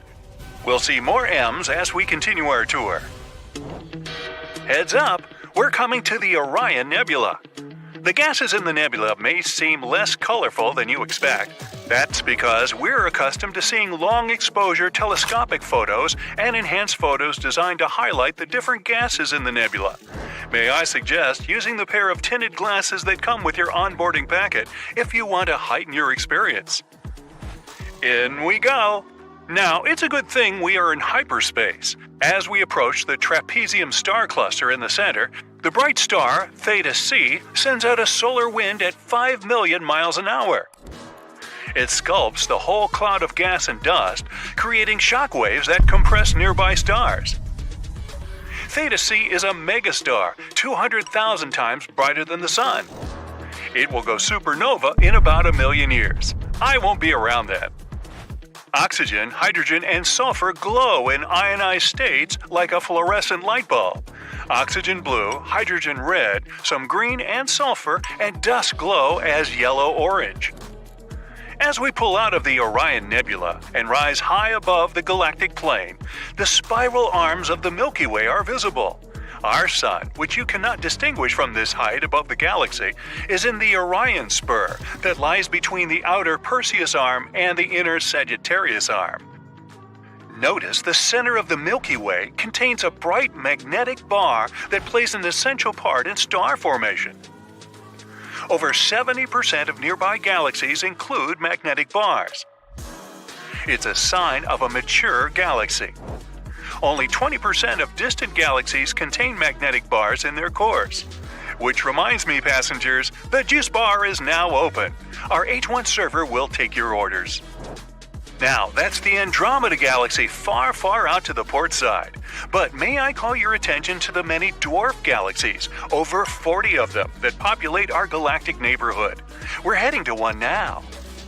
The Large Magellanic Cloud, LMC to astronomers, is an irregular dwarf satellite galaxy of the Milky Way, containing about 30 billion stars with a dynamic star-forming region called the Tarantula Nebula, which we will be cruising through shortly. Of course, if there is a large Magellanic Cloud, there must be a small Magellanic Cloud, SMC. And there it is, below and to the left of the LMC. The Milky Way will eventually ingest both dwarf galaxies. Some prefer the word accreted, but the result is the same. If you use your tinted glasses again, you can see that the LMC has stripped away a tremendous amount of gas from the SMC, as they have interacted gravitationally over millions of years. Hey, I know all about gas. Now we're heading out of the Milky Way to a distance of about 50 kiloparsecs. That's 50,000 parsecs, or about 163,000 light years. So, what's a parsec? No, it's not slang for pair of socks. A parsec is about 3.26 light years. A light year is about 5.88 trillion miles. The word parsec is a combination of two words, parallax and second. Parallax is the shift an object seems to make when viewed from two different perspectives. Looking at an object with your left eye and then your right eye, you'll see the object appear to shift. That's parallax. When an astronomical object is photographed with the Earth on one side of the Sun and then again 6 months later on the other side of the Sun, the shift is measurable in degrees of arc, or minutes of arc, or seconds of arc, down to milliseconds of arc. That's a parsec, a parallax of 1 arcsecond, which turns out to be 3.26 light years. Hey, what about a Joan of Arc? That's how you measure distances in France. Ha ha! Meanwhile, since you can't measure a light year with a ruler or a tape measure, parsecs are the scientific way of telling the distance to a star or intergalactic object. The greater the parallax, the closer the object is. The smaller the parallax, the farther away it is. Now, straight ahead in the heart of the Tarantula Nebula is the R136 star cluster.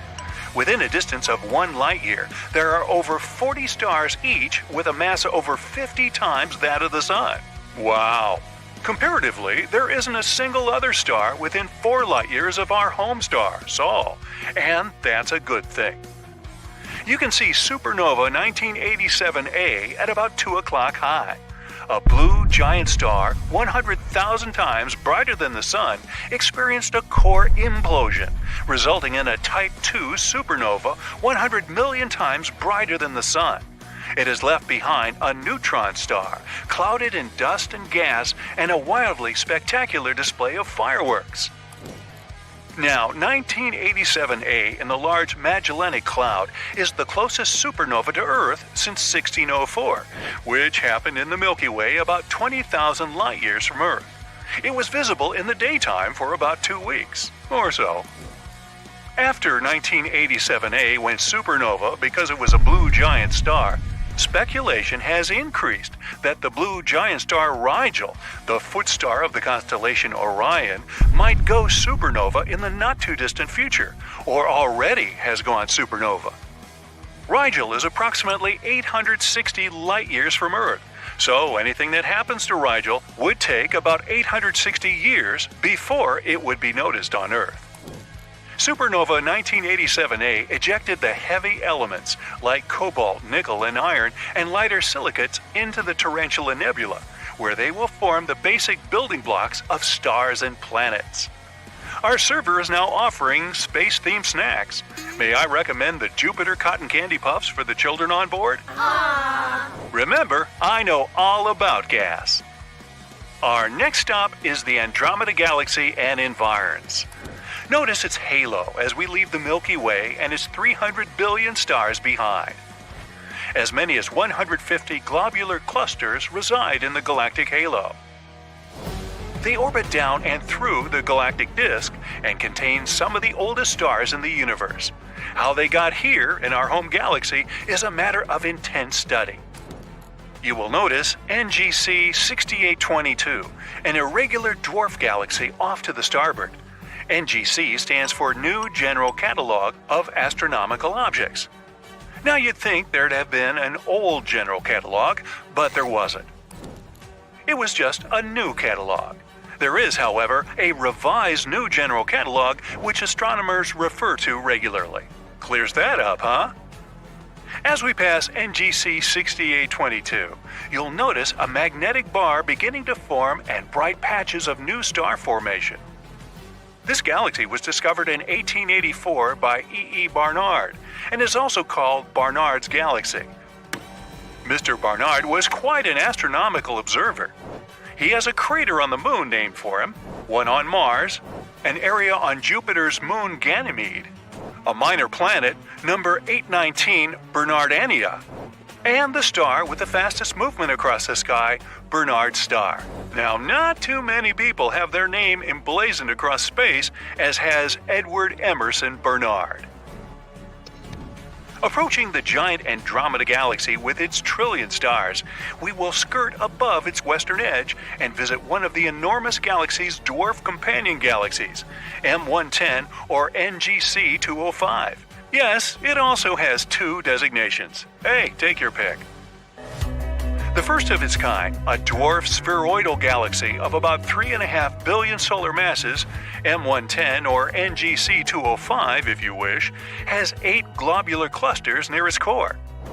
It too will be swallowed, or accreted if you prefer, by the Andromeda Galaxy.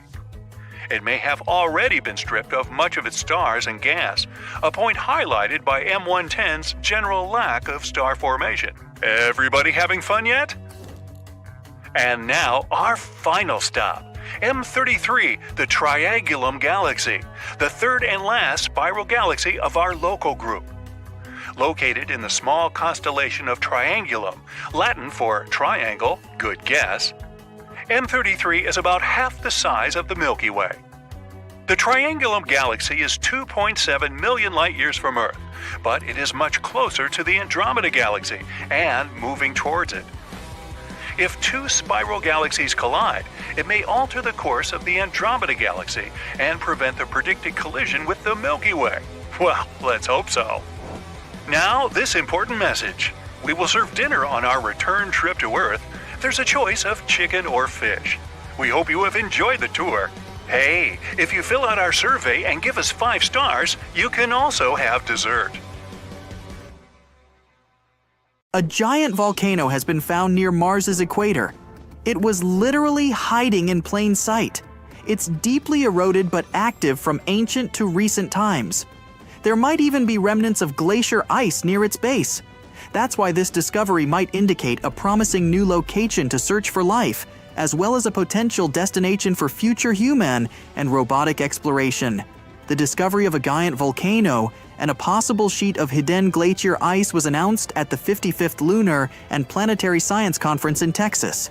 The volcano is located in the eastern part of Mars' Tharsis volcanic province, between Labyrinth of the Night and Valleys of Mariner. The formation was actually repeatedly spotted by spacecraft orbiting Mars, but it's so deeply eroded that it was hard to recognize it for what it really was. The structure is still awaiting its official name. At the moment, it's referred to as the Noctis volcano. It reaches a height of 29,600 feet and spans an impressive 280 miles across. Such a giant size indicates that the volcano has been active for a very long time. In its southeastern part, there's a thin recent volcanic deposit, and beneath, glacier ice might still be present. Scientists were examining the geology of the area where they had spotted the remains of a glacier the year before when they realized they were inside a volcano. Several clues gave away the volcanic origin of the eroded structure. For example, the area of the central summit has a few elevated mesas forming an arc. It reaches the highest point and then slopes downhill from the summit. The outer slopes extend out to 140 miles in different directions. The remains of a collapsed volcanic crater that used to host a lava lake are located near the center of the structure. Lava flows and deposits made of volcanic ash, cinders, pumice, and rock fragments ejected during eruptions, as well as hydrated mineral deposits, appear in several spots within the structure. In addition to the volcano, a large area of volcanic deposits within the volcano's perimeter has been found, too. It covers an area of 1,930 square miles and contains loads of low, rounded, elongated, blister-like mounds. Such terrain is believed to be a field of rootless cones, mounds produced by explosive steam venting or steam swelling. It happens when a thick cover of hot volcanic materials happens to rest on a water or ice-rich surface. The Noctis volcano seems to have a long and complicated history of modifications. They might have occurred because of the combination of fracturing and thermal and glacial erosion. Researchers believe the volcano could be a vast shield made of layers of pyroclastic materials, lava, and ice. The latter might have appeared due to snow and glaciers accumulating on the volcano's flanks through time. Eventually, fractures and faults developed in the region, probably due to the uplift of the Tharsis region on which the volcano sits. Lava started to rise through various parts of the volcano. It led to thermal erosion and the removal of huge amounts of hidden ice. Entire sections of the volcano collapsed. Glaciers continued the erosion process, giving the numerous canyons crisscrossing the structure their peculiar shape. If this version is correct, then possible hidden sheets of glacier ice around the volcano might be the remains of the latest glaciation that impacted the Noctis volcano. And still, a lot about the newly discovered formation remains a mystery. It's obvious that it has been active for a long time and started to grow early in Mars's history, but it's unclear when exactly. Even though it erupted even in modern times, it's unknown if it's still volcanically active. Will it erupt again when people begin to colonize the red planet? And finally, if it has been active for a very long time, is it possible for the combination of constant warmth and water from ice to allow the site to harbor life?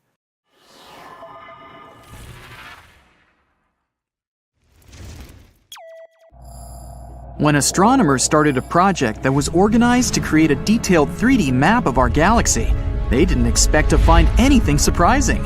But that's exactly what happened. Earlier in that year, Harvard scientist Dr. Anna Bonacca noticed a weird disturbance in our galaxy's stellar streams. A stellar stream is a line of stars that are moving together through galaxies. The stellar stream we're talking about is called GD1, and it's stretched in an impressive line across our sky. This stream used to be a cohesive line, stretched by the gravity of our galaxy.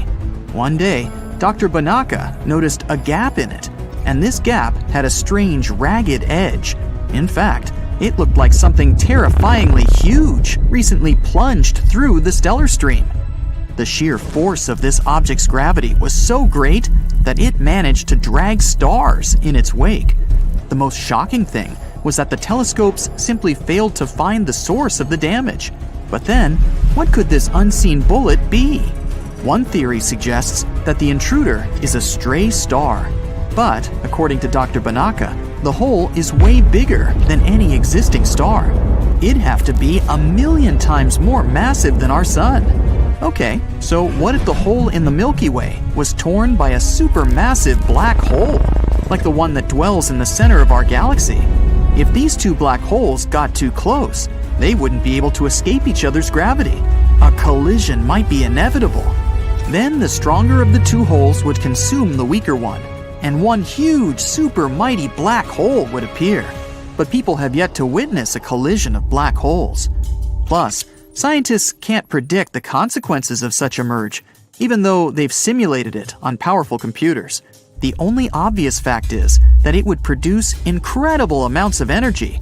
Huge ripples would travel through the entire universe, bound to hit our planet eventually. Then again, two black holes in one galaxy might refuse to merge. Imagine this. A supermassive black hole hundreds of millions of times the mass of the Sun is spinning in the center of the Milky Way at a phenomenal speed. Another spinning black hole approaches ours. What do you think will happen? Right, one of the holes, most likely the intruder, will get kicked out and sent hurtling away like a frisbee flying through space. And who can guarantee that it wouldn't head toward the Earth? Luckily for us, there aren't any supermassive black holes in the vicinity, so this theory fails to explain the mysterious bullet hole phenomenon. Dr. Bonacca still doesn't rule out the possibility that the intruder is some kind of luminous, star-like object. After tearing a hole in the Milky Way, it could be hiding somewhere in the galaxy. But again, it seems highly unlikely because of the object's huge size. I mean, we're talking 30 to 65 light-years across. In any case, it's hard to predict where it would have ended up if it were a luminous object. The intruder could have been moving at an incredibly high speed and wouldn't have to be very massive to tear a hole in the stellar stream. Or it could have been moving more slowly, but be very heavy. But the astronomers don't know which option it was. That's why it's next to impossible to predict where it ended up. We've been dreaming about life on Mars for a long time. Not only about growing potatoes there in the future, but also about all the potatoes that could have been there in the past. Has there ever been life on Mars? Recently, scientists have found something that could be evidence of that. Let's find out what happened. Mars is the fourth planet from the Sun. A human hasn't set foot on Mars yet, but robots have set their wheels. The first spacecraft that visited the red planet were NASA Viking landers. They flew there back in 1976 and sent us a lot of interesting data. Back then, we didn't know anything about Mars. To us, it looked like a cold, lifeless desert. But since we're so similar, scientists began to wonder, has it always been like this? Or is it possible that once Mars used to be thriving and full of life? And in 2022, NASA's Mars rover Perseverance found something that could shed a light on this mystery. But first of all, what is Perseverance? Scientists have suggested that if there was life on Mars once, it's unlikely that it could simply disappear without a trace. It must have left some traces, perhaps underground, where they would be protected from radioactive solar tantrums and other nastiness. So we need to check the rocks. It's important to note that we aren't looking for life on Mars right now. There most likely isn't any. Instead, we want to look into the distant past of our twin planet. We're talking billions of years ago, when Mars could have been warm, green, and far from lifeless. In other words, we have to find dead microbes and various chemical compounds similar to ones on the Earth. This is the mission of our main character, Perseverance. It arrived on Mars in February of 2021. The spacecraft landed on the bottom of the 30-mile-wide Jezero crater, and after landing, it scooted over to the west, to the place that prompted scientists to choose Jezero for research. This place is a dried-up river delta, and this former river is already more than 3.5 billion years old. The Jezero crater itself was once a large lake. Yup, apparently there was life on Mars, and scientists have suggested that these places would be perfect as bodyguards of microbes. That's exactly what bacteria do on Earth. They hide, being still in the depths of lakes and ponds, so we could probably find traces there. The researchers believe that this particular lake has the highest scientific value in the entire mission. The highest chance to find rocks on which such bacteria could survive is here in Jezero. So Perseverance went to the delta. The row wasn't easy though. The rover missed a little and landed further than planned. As one famous movie said, "This little maneuver's going to cost us 51 years." Fortunately, Perseverance took only 1 year, and on the way, it was able to explore Jezero a little. The rover uses a complex built-in tool to explore the world.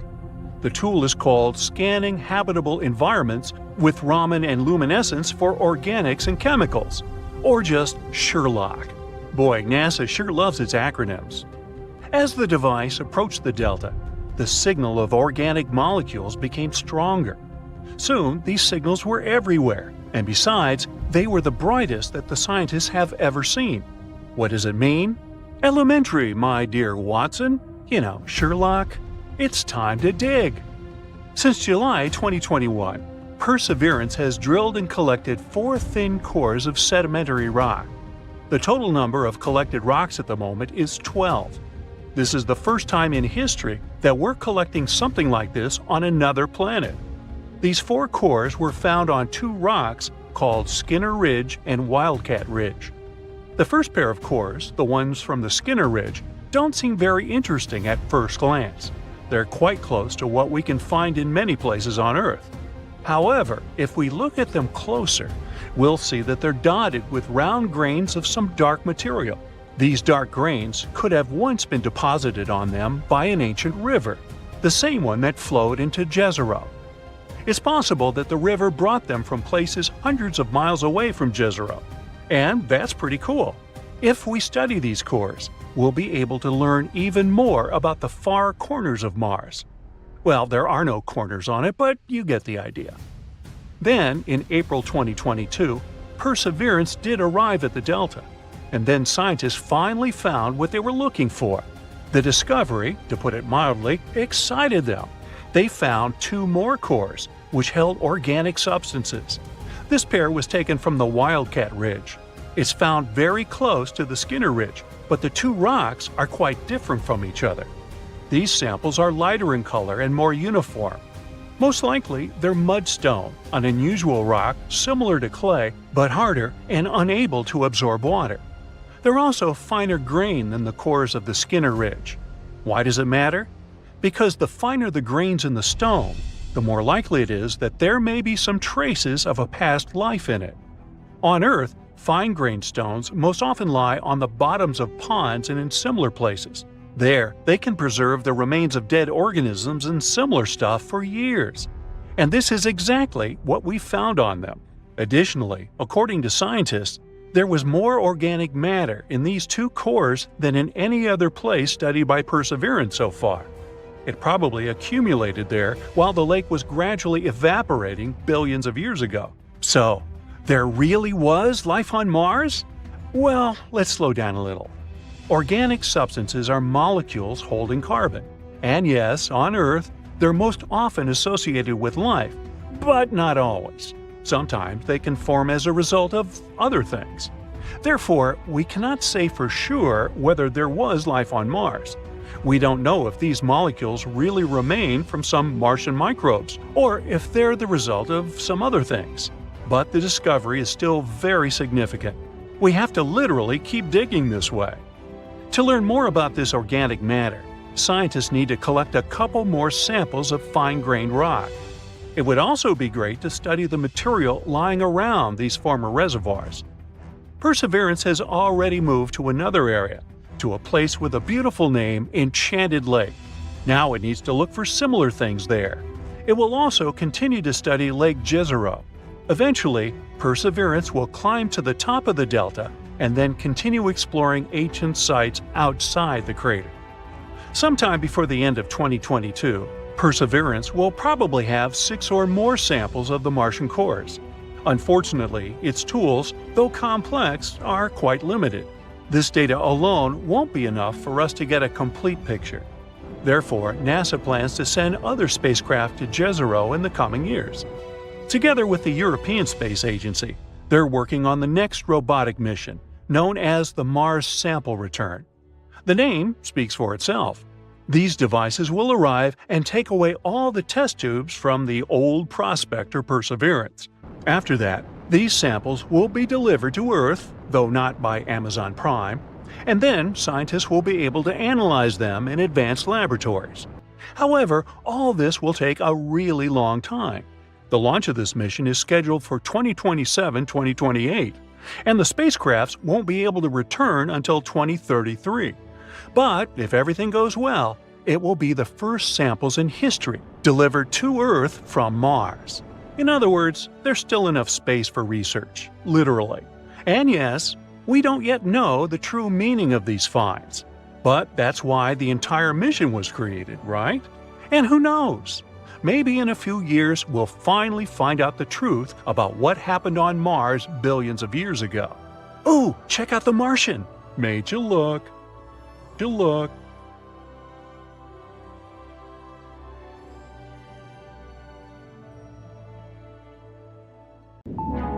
Wow, you're zipping through space in a large ship as big as 3 New York City Central Parks. There's a lot of commotion going on. No, it's not some alien invading the spaceship. It's a very important day. The date is January 22nd, 2700. You've just been born outside of the Earth's atmosphere. Happy birthday! There's a medical team attending to everything. Futuristic gadgets help out with every aspect. And the view from the giant spherical glass ship is nothing but the incredible vastness of space. You can't even see Earth anymore. The spaceship is flying to a new destination millions of miles away. ETA on reaching that new host planet? Decades. Fast forward a bit. You're 25 years old, and this spaceship's the only home you've ever known. So far. You've learned all the ins and outs of the ship. You start your day in your dorm, which has all the essentials: a small compact bathroom, a mini kitchen, a bunk bed, and a magnificent view of the stars and planet outside the ship's reinforced glass. And you never need to worry about space radiation. The ship has an everlasting magnetic shield that reflects space radiation, so it doesn't seep its way onto the ship. Otherwise, there'd be big problems. The ship was designed to have artificial gravity. Astronauts normally lose 1 to 2% of their bone density every month they're up in space, since they're just floating around all the time. But now, I mean in the future, in deep space travel, they're able to solve this problem. You make your way out of your dorm and see a wave of fellow crew members making their way to work. They're all gliding through on their advanced mini hoverboards, and everyone's wearing different colors, a space-age uniform. Yours is blue, so you hop on your board and join the blue wave. You get to the underpass of the space transport and begin your work. As an engineer on board, your job is super important, maintaining the ship and keeping it running. But something's wrong. Numbers are flashing all over the panels, and the dreaded red light won't stop blinking. You alert your coworkers, but they don't know what's happening either. Quick, you keep checking the logs and all the complicated equations, but nothing adds up. Panic starts to spread throughout the ship. The hair on your arms is standing on end. You try to click on as many buttons and switches as you can. The buzzing keeps getting louder and louder. The light is flashing brighter. Some of your colleagues make a break for it, and you're all alone in the red room. Suddenly, finally, your supervisor rushes down to help. After a while, the two of you figure it out. Whew, that was close. You still have a lot to learn about managing the ship. Since your early years, you were assigned to work as an engineer. You were great at physics, chemistry, math, all those sciencey things. It's just another day in the office. But on this ship, you may make captain one day. After work, you get a call from your friends wanting to hang out. And when I say call, I mean a phoneless device that lets you communicate with anyone while seeing all their info through a hologram projection that only you can see. You can also use it to listen to old tunes from Earth. Pop music has now become classical music, and movies are now 3D projections of your own imagination. You make your way out of the underpass and go up to the Space Plaza. That's where everyone hangs out when they have time off. Some cafes, restaurants, a barber shop, even an ice cream parlor. You've never hung out anywhere else. The space transport is essentially a small city which has all the important things society needs. That includes a biosphere full of animals and plants from different climates on Earth. Many tropical forests, many deserts, many rainforests, you name it. The biologists on board make sure to keep it all healthy so you feel like you're at home. Not that you've ever set foot on Earth. You enter the wild savanna and see some gazelles galloping around. A few wildebeest seem to be rummaging around, and a small pack of lions are on the prowl. In the jungle, you feel the humidity and the thick leaves and bushes all around. Some mountain gorillas are playing, and there are little tree frogs here and there. And lurking in the trees, making its way down for a sip of water, is a jaguar. Over in the dry desert, you see some roaming camels, a little rattlesnake slithering its way out of the heat, and some little scorpions crawling around in the sand. You learned a whole lot of biology these last 25 years. You know all about Earth, but you've never been there. Weird. After the tour of nature's habitats, you hear an announcement on the PA. It's the captain.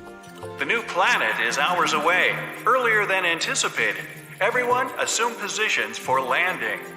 Everyone on the ship rushes to their dormitories, except the key crew members needed to run the ship.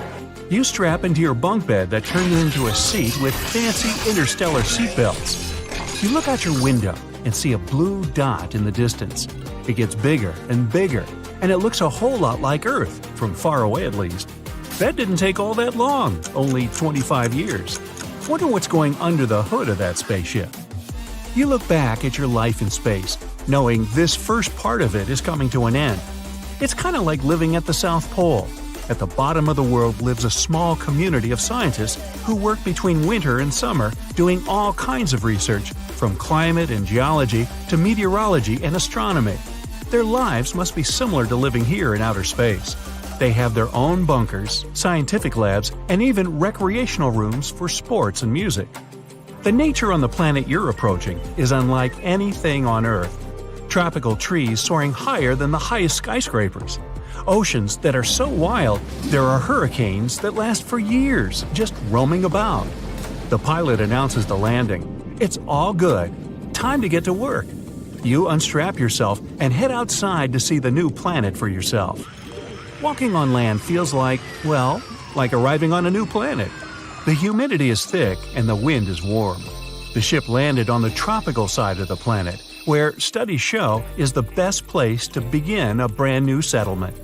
It's not going to be easy. Humans usually begin new settlements next to lakes and rivers.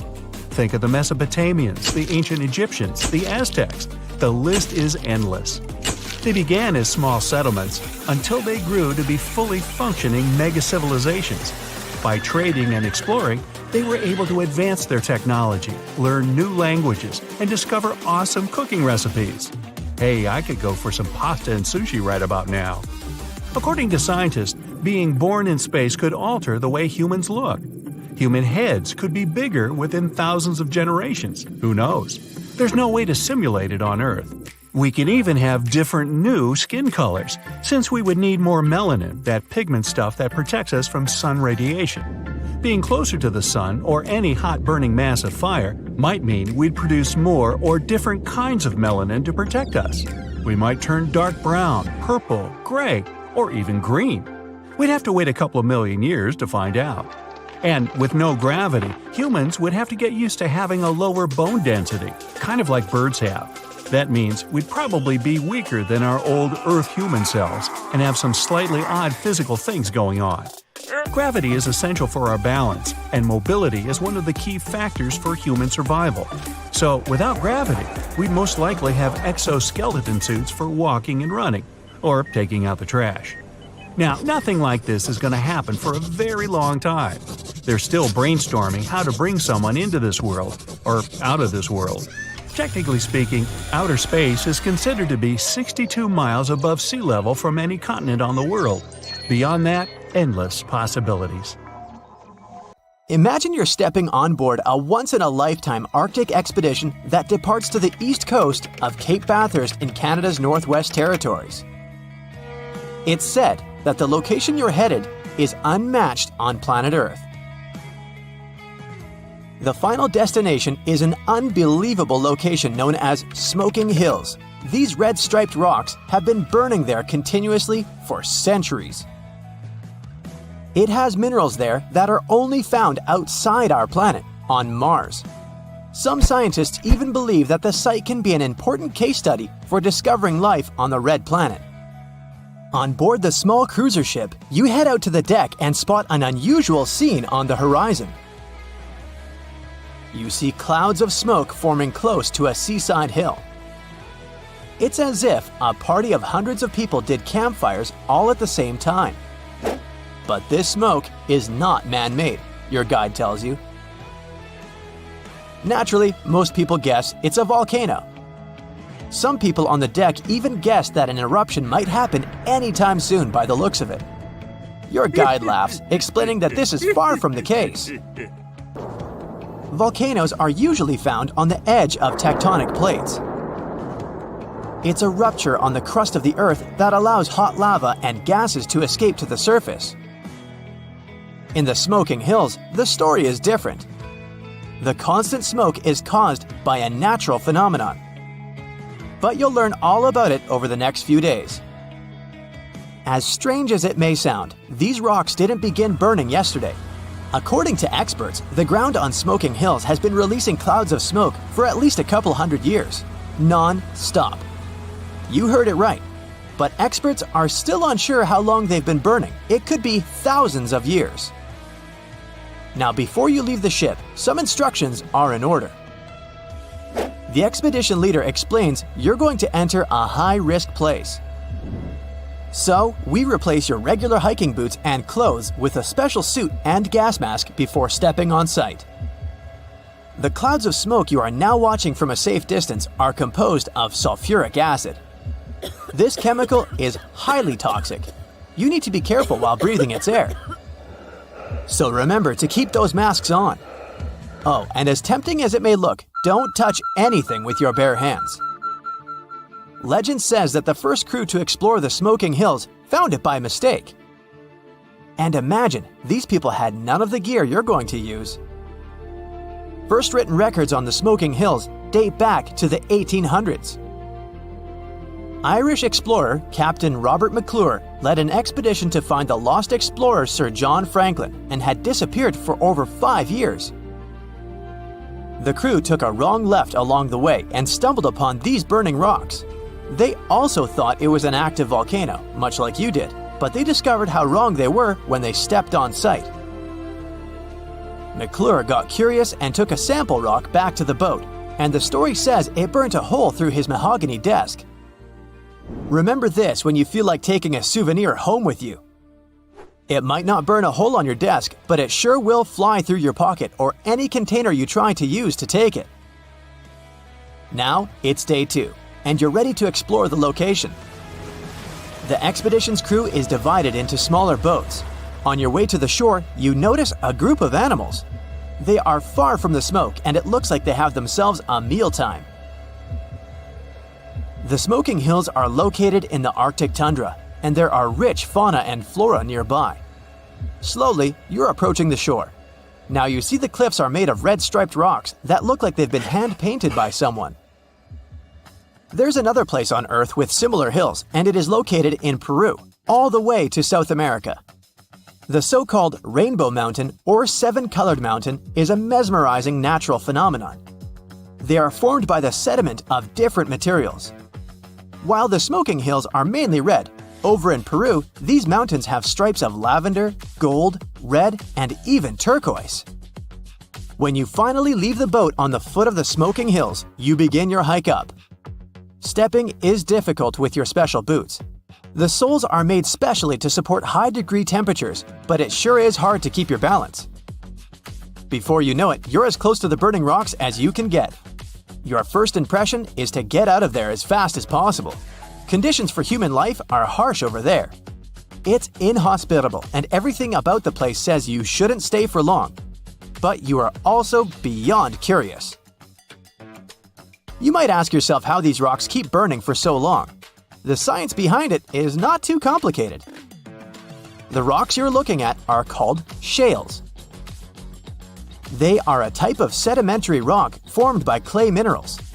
Your guide explains that the secret to the smoke lies on the ground. The soil is formed by sulfur and coal. When they get in contact with oxygen, they spontaneously ignite, releasing the smoke you're now seeing. The few ponds in the region have very acidic water. Scientists say that this world region is the only one to show a negative pH. It means this water is naturally corrosive, so you don't dare drink it. Make sure to bring your own water bottle when leaving the ship. You spend a few hours there, but it seems like a whole day. The suits are heavy, and breathing through a gas mask is not your idea of comfort. At the end of the day, you head back to the ship, enjoying a beautiful Arctic sunset on the way. On the morning of your third day, you're in for a nice surprise. You're not heading out again. Instead, you're going to take a trip to outer space. Metaphorically, of course. Your guide talks about the connection between the smoking hills and Mars. Looking for life on Mars has been a journey all on its own, but recently, scientists discovered the exciting presence of jarosite on the smoking hills. And guess what? Jarosite is an abundant mineral on Mars.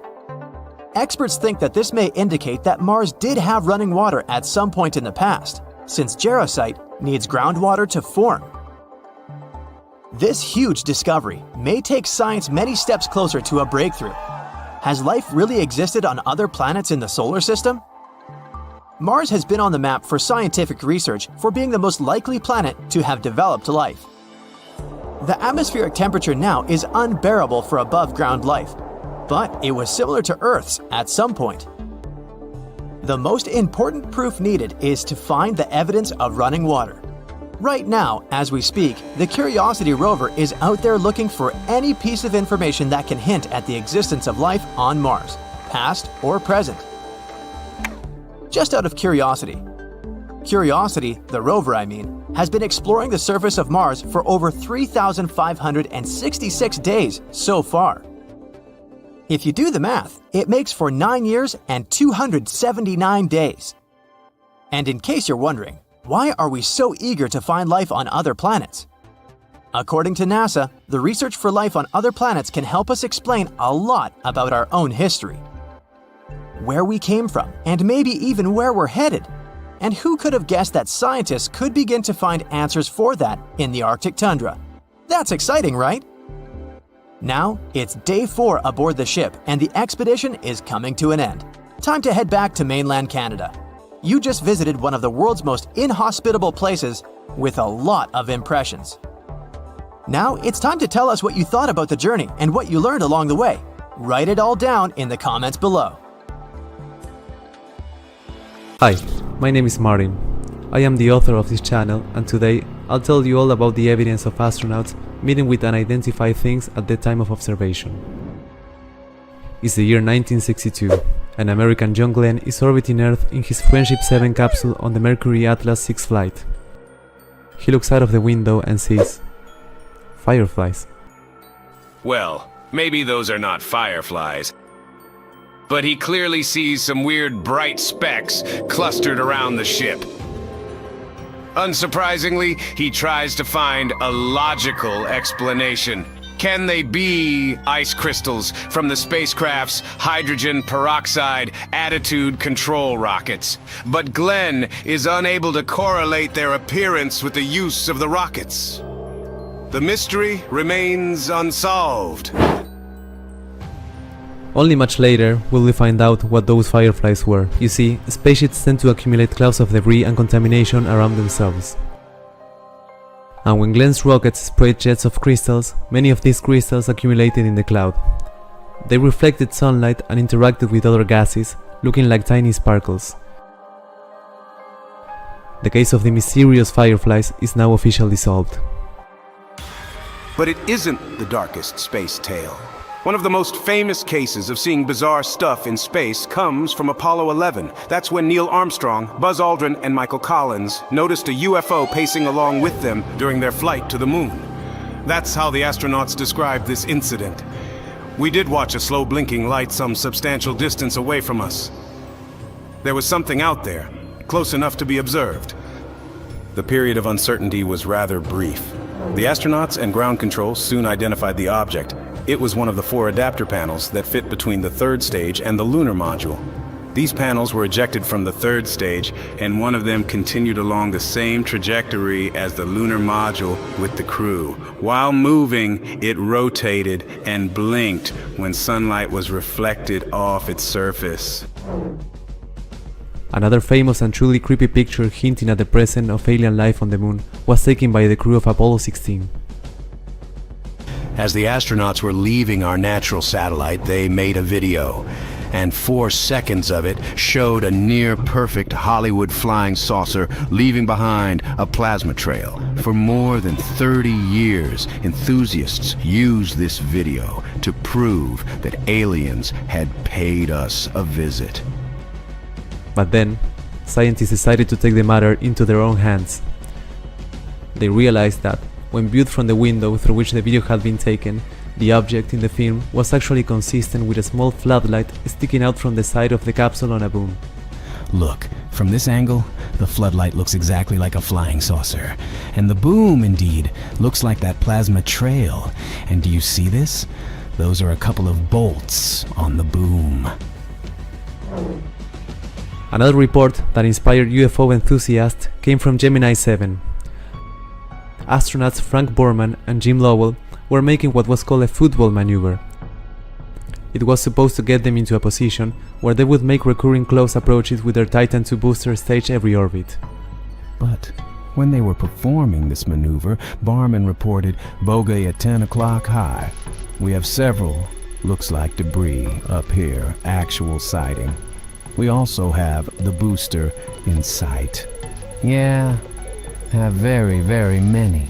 Look like hundreds of little particles banked on the left out about 3 to 4 miles. It looks like a path to the vehicle at 90 degrees. They are past now. They were in polar orbit. Lovell claimed that the booster was in sight too, slowly tumbling along with the debris cloud. Does it mean that Bogman's bogey particles couldn't have been the booster or booster debris? After all, they were moving in a different direction, traveling along a different trajectory. Well, not necessarily. Later analysis showed that those particles were ice flakes from leftover fuel from the Titan II. As you see, astronauts often report seeing weird stuff out there, but NASA's reaction is often anticlimactic. Let's have a look at how they commented on the statements of an astronaut who claimed to have witnessed alien presence in space.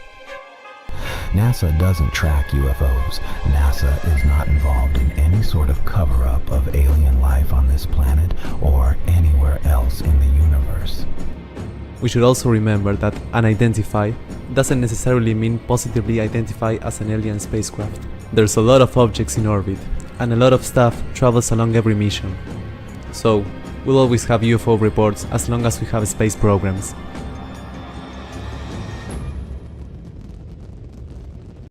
Hey, we landed on the moon. We sailed around the world. Romeo met Juliet. Hey, it's hard to imagine that there are creatures out there who saw it all happen. Immortal animals. Well, almost. Glass sponges are weird little creatures that sit in one place for thousands of years. From their favorite spot under the sea, they witnessed the first Europeans crossing over to the Americas. They can live up to 15,000 years. And what's even cooler is that they can control their aging process, speed it up or slow it down. They have a glass-like exoskeleton for protection. Lobsters can grow back a limb if they lose it, and they're basically immortal. They produce an unlimited number of enzymes that keeps their DNA young forever, and they just keep on growing. That means they outgrow their own shells. They have to shed their exoskeleton every now and then and upgrade to a bigger one. The largest lobster ever caught was 44 pounds off the coast of Nova Scotia. Scientists think this large lobster was around 100 years old. It was around when Edison invented the phonograph. This next creature is a mix between a jellyfish and a tree branch. Each end of the hydra has a ringed foot, and it spends its days chilling by lakes and rivers. Its tentacles grab onto tasty snacks that swim past it. So, what's the secret to its immortality? That's something everyone wants to know. The hydra has the ability to renew its stem cells. Scientists have been trying to do that for years. They can actually slow down their aging process. Now, these little sea creatures are red sea urchins. They sit on seaweed in shallow waters and are immortal. Well, we haven't been studying them long enough to know for sure.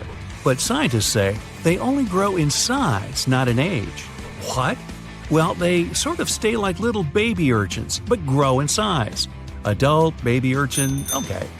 These little babies can reach around 100 years old, even 200. The slowest on the list? The giant tortoise. It can reach 200 years old. And one of the oldest is Jonathan.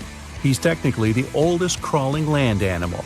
He was born in 1832 and lives it up on a remote island called St. Helena. Jonathan's been through a lot. He's seen the very first American skyscraper, the Eiffel Tower. Oh yeah, he's also lived through every single World Series, starting when he was 71 years old. Now he can't see too well and he's lost his sense of smell, but he's still going strong. Back to the oceans and the Greenland shark. It's been known to be the longest living vertebrate and can live more than 400 years.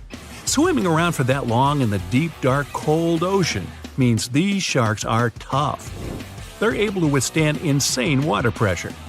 Sharks are one of the only creatures today that haven't been affected too much by evolution. Many sharks have been around since the dinosaurs and haven't changed much. Scientists found out that they grow around a half an inch per year. So, with a little bit of quick math, they can easily find out the age of these tough sharks. Imagine seeing a shark that's older than the USA. This next creature is probably the most durable, indestructible, and cutest on the list. It's called a tardigrade, but scientists nickname it water bear because I guess it looks like one. But it's not exactly bear size. It has 8 legs and hands with a strange little nose. And these bizarre microscopic creatures are indestructible. They're known to live in the most extreme places on the planet. They're fine with temperatures as high as 300 and as low as minus 330. Volcanoes, frozen desert nights, they can even handle radiation and massive amounts of pressure in the deepest parts of the ocean. They can even survive the vacuum in space. No tiny little spacesuit or anything. Yeah, that would be cute enough. So far, they've survived 10 days on the outside of a spaceship, but they could probably do longer. Tardigrades might be able to outlive humans if there's some sort of worldwide catastrophe. Microscopic organisms in charge of the planet. Wonder what that would look like. Whether it's all the volcanoes erupting at once, or another ice age, or even another pesky asteroid. Tardigrades probably wouldn't even notice. Scientists are studying them to see if they can help us with some next-level biotech. Now, just for fun, here's the mayfly. This poor little insect doesn't even make it past 24 hours on average. Females and males can make it to a whopping 2 days old. Talk about living in the moment. These little flies grow in swarms and are known to have one of the shortest lifespans of any creature. But as a species, well, they've been around for hundreds of millions of years. Jellyfish have discovered the fountain of youth, and surprise, surprise, it's been inside them all along. Not inspirational poster style, but literally, it's always been inside them. Jellyfish are able to reverse their aging process whenever they want. Imagine you're swimming along and then you think to yourself, gee, I kind of want to be 8 again. And poof, there you are. Who wouldn't want to go back to being 8? That's how jellyfish stay young and live stress-free. These brainless and boneless creatures can turn the clock back anytime they want, as long as no one bothers them. They're super chill, just floating in whatever direction the current takes them. Like, go with the flow? This creature looks like something right out of a sci-fi movie, and you could say it has sort of alien features. The giant weta outweighs a mouse and is considered one of the biggest insects out there. You find these big bugs in New Zealand. While jellyfish can reverse their aging process, some members of the weta family can come back to life. Talk about superpowers. If they get completely frozen, they start to make special proteins that stop their organs from getting ruined. After whatever amount of time they're frozen, they can be thawed out and brought back to life, like nothing ever happened. In fact, the giant weta has ears on its knees in its front legs. And because it can resurrect, it's also called the zombie bug. Planaria are flatworms that are unique. Apart from being practically immortal, they're the ultimate regeneration machines for lost body parts. If you take one of them and divide its body into 10 parts, you'll end up with 10 new planaria. You keep dividing them up, they'll keep multiplying, even though they're usually less than an inch long. Imagine if we could figure out how to do that. Would that be a way for us to live forever? Or would we end up with a totally crazy world with copies of everyone walking around? How about the world's fastest relay team, 4 identical Usain Bolts? Now, clams have been around for a really long time. Scientists have discovered that they can live up to 400 years old. These little shelled creatures are the ones that create those shiny little pearls everyone loves. A clam will go into action mode when a parasite gets inside. The clam tries to cover the parasite with a bunch of special chemicals, the same ones it uses to make the inside of its shell. That's when the magic starts to happen. When these chemicals harden up, they make a shiny, glossy pearl. The more chemicals, the bigger the pearl. Now, this long, slippery-looking creature lives deep in the caves of Europe. Olm can live up to be 100 years old. It spends its days hunting for little insects, snails, and crabs with its tiny front arms and wriggling snake-like body. Its skin is so pale that some locals even call it the human fish. Hey, wait a minute. The olm is almost blind, but it can still detect light. It just mostly does it through its skin. Like other blind animals, it has a supercharged sense of hearing and smell. It gets its distinct look from those little red gills around its neck. Dust storms on Mars can really go crazy. They hurtle through the red planet's southern hemisphere, especially during the summer. These storms can grow and encompass large areas of the planet, as happened in January 2022. Then, a dust storm covered almost twice the area of the United States. Could it be something like this that caused one of the robots we sent to Mars to go missing? The atmosphere and climate are harsh on Mars. It's mostly a desert with strong winds and average temperatures of minus 81 degrees Fahrenheit. It drops down to minus 220 at the poles during the winter. A lander needs to be specifically equipped and very sturdy to withstand such conditions. But researchers thought the Beagle 2 could handle the difficult trip to the red planet. June 3, 2003. A team of researchers got one of their pioneering robots they were about to send to space ready. It was a small and compact lander called the Beagle 2. Its mission was to touch down on Mars and search for what the world has been actively looking for decades now: life on the red planet.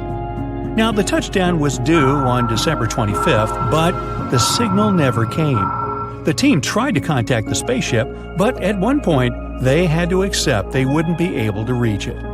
Some thought the landing was too difficult and complex after all, so the lander crashed. But they couldn't find any technical errors. Others had a theory that the lander may have become entangled in its own parachute and fell down to the surface of Mars. Either way, the Beagle 2 was considered missing, until 2015, when NASA took pictures of what could be the remains of the lost lander. They weren't just smashed debris, the components actually looked to be intact. The lander's remains were lying with its solar panels partially deployed around 3 miles away from the site where it was supposed to land. Apparently, the Beagle 2 managed to land successfully, but its radio antenna got blocked. That's why researchers couldn't control it from Earth or communicate with it. But no one knows exactly why it happened. Have you heard of a face on Mars? In the 1970s, one of NASA's spaceships took the iconic images of the Martian surface that showed a face-like formation, as you can see in the upper part of the picture. If you have a rich imagination, you can easily see a nose, 2 eyes, a mouth, and an unusual hairdo. Some even thought it was a monument built on the red planet by another civilization.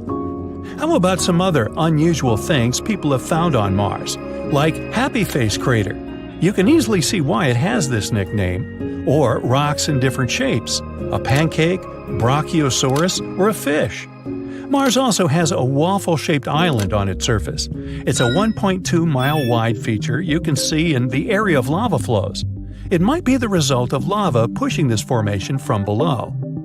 It seems astronomers have also got some images of blue dunes. It's a sea of stunning dark dunes that strong winds sculpted into long lines. They surround the planet's northern polar cap and cover a region as large as Texas. The red planet is usually known for its brown sandy dunes, so these ones certainly came as a surprise. In reality, though, they're not really blue. If you could visit Mars right now just to take a look, you'd see that these dunes appear brown and orange like the rest. And the picture is a false color image. Scientists often use false colors to highlight differences in something. For example, here it's the difference in depth. Also, the biggest valley on Mars is so large it could eat our Grand Canyon for breakfast. It's a fascinating system of canyons 2,500 miles long called Valles Marineris, and it's over 10 times as long as the Grand Canyon. Now, if you could stretch this Martian canyon, it would go from coast to coast of the entire United States. Since Mars doesn't have any active plate tectonics, no one knows for sure how this canyon formed. One theory says a chain of volcanoes located on the other side of Mars, the one that includes Olympus Mons, bent the crust from the opposite side of the planet. This powerful force caused cracks in the Martian crust as well as activated enormous amounts of water lying under the surface. This water then emerged and carved the rock away. The force activated glaciers too, and they possibly created new pathways in this gigantic canyon system. Volcanoes on the Martian surface could have erupted about 50,000 years ago, although the most powerful eruptions happened 2 to 3 billion years ago. But the planet doesn't have active volcanoes today. Most of the heat stored in its interior during the planet's formation has been lost. So now, Mars's outer crust is way too thick for the molten rock to reach the surface. But a long time ago, eruptions formed giant volcanoes, and these volcanoes most likely had an important role in melting ice deposits, which released floods of water onto the Martian surface. Now, Mars has a thin atmosphere with a volume of gas, mostly carbon dioxide, less than 1% of Earth's. But 4 billion years ago, it was way warmer and wetter than now. Its atmosphere must have been thicker back then, too. That's why it could create a powerful greenhouse effect and trap sunlight. Mars also has a powerful magnetic field. Similar to Earth's, it formed because of the currents of molten metals in the planet's core. But unlike our home planet, Mars lost its magnetic field after its core had cooled down. And without it, the planet didn't have any protection from the solar wind, which is a stream of charged particles flowing from the sun. The solar wind pulled away most of Mars's atmosphere in just a couple of 100 million years, give or take. This is what makes those powerful Martian dust storms even more intense. Mars has a fascinating history. Judging by the planet's glaciers, Mars has probably gone through multiple ice ages, just like Earth. A team of researchers got images of about 60,000 Martian rocks. Rocks were different in size and distributed randomly, which means they probably formed during different ice ages. Glaciers hide their own stories too. Who knows what kinds of gases, rocks, or even microbes could be trapped inside? Now, if you could get into a time machine and stop at 4 billion years ago, on Mars of course, the chances are you'd see spectacular scenes of flooding. Maybe there would even be some form of life on the planet's surface. A strong meteorite impact that formed the red planet's Gale crater could be something that triggered that mega flood. After that collision, the temperatures on the planet got insanely hot. This caused the melting of all that ice that was stored on the Martian surface at that time. The flooding was so massive, it changed the geological structure of the planet's surface. It carved out big ripples, as well as waves in the sedimentary rock. Now, speaking of water, vapor has been noticed escaping the atmosphere of Mars. Also, researchers have found some evidence of water flowing on the planet's surface. There are dark streaks in the soil. They seem to get bigger in the summer and shrink over the winter. There are numerous dried-out valleys and river channels on the planet. It's possible that liquid water once flowed there. Now, most of it could be locked up in ice caps or even hidden under the surface. More and more things hint that Mars used to be habitable. Mars is the only planet we know about where only robots live. 5 rovers make up the Martian population. Those are Perseverance, Opportunity, Spirit, Sojourner, and Curiosity. These robots are there to take pictures and samples of soil and air, and maybe even find life on the red planet. And someday, we may reunite with them on Mars. Who knows? Oh, and by the way, if you really could get into a time machine and stop at 4 billion years ago on Mars, then I'd like to buy you lunch and talk about it. My treat. Space. The final frontier. It's a vast and mysterious expanse that has fascinated us for centuries. But as much as we've learned about it, there are still plenty of things that we've been lied to about when it comes to space. Let's take a look at some of the biggest lies we've been told about this topic. First off, we have the idea that space is just this pristine, untouched wilderness. But that's not exactly true. We've been littering space with our debris for decades. Everything from old satellites to rocket parts. In fact, there are over 20,000 pieces of debris orbiting Earth right now, and they're causing all sorts of problems for future space missions. So if you're planning on visiting space anytime soon, watch where you go. You never know what kind of garbage might be floating around. Did you know that the sun is not actually yellow? It's green. Well, kind of. You see, scientists measure the temperature of a star by the color spectrum it emits. Cooler stars appear red, while the hottest of stars look blue. Our sun emits most of its energy at a wavelength that's close to green. But because it emits other wavelengths too, all these colors mix together, and your eyes see this vibrant mixture as white. From Earth, however, the sun looks yellow because our atmosphere is really good at scattering blue light. If our star was actually yellow, Earth would become a frozen rock, and we'd all be polar bears. Plus, the sun isn't on fire for real. It's a big ball of gas, mostly made of hydrogen and helium, and it works more like a gigantic nuclear reactor, constantly fusing hydrogen atoms to create helium inside its core. This process releases enormous amounts of energy. That's why the sun is so hot. Oh, and speaking of setting things on fire, explosions in space aren't real. Sorry, Star Wars fans, a spaceship can't go down in a violent blast because there is no air out there in space. No air means no oxygen, and no oxygen means no fire. Now, you might also think that there are too many stars in the night sky for you to count, but in fact, you can do that. According to the Yale Bright Star Catalog, there are 9,110 stars that you can see from Earth with the unaided eye. So, technically, you can count them, but I wouldn't be surprised if you lost count.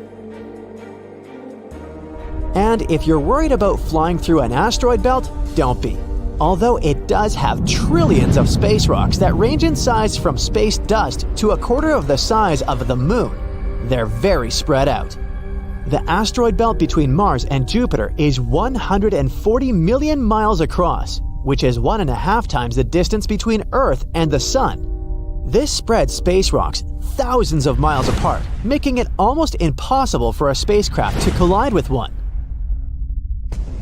You'll instantly freeze in space without a suit.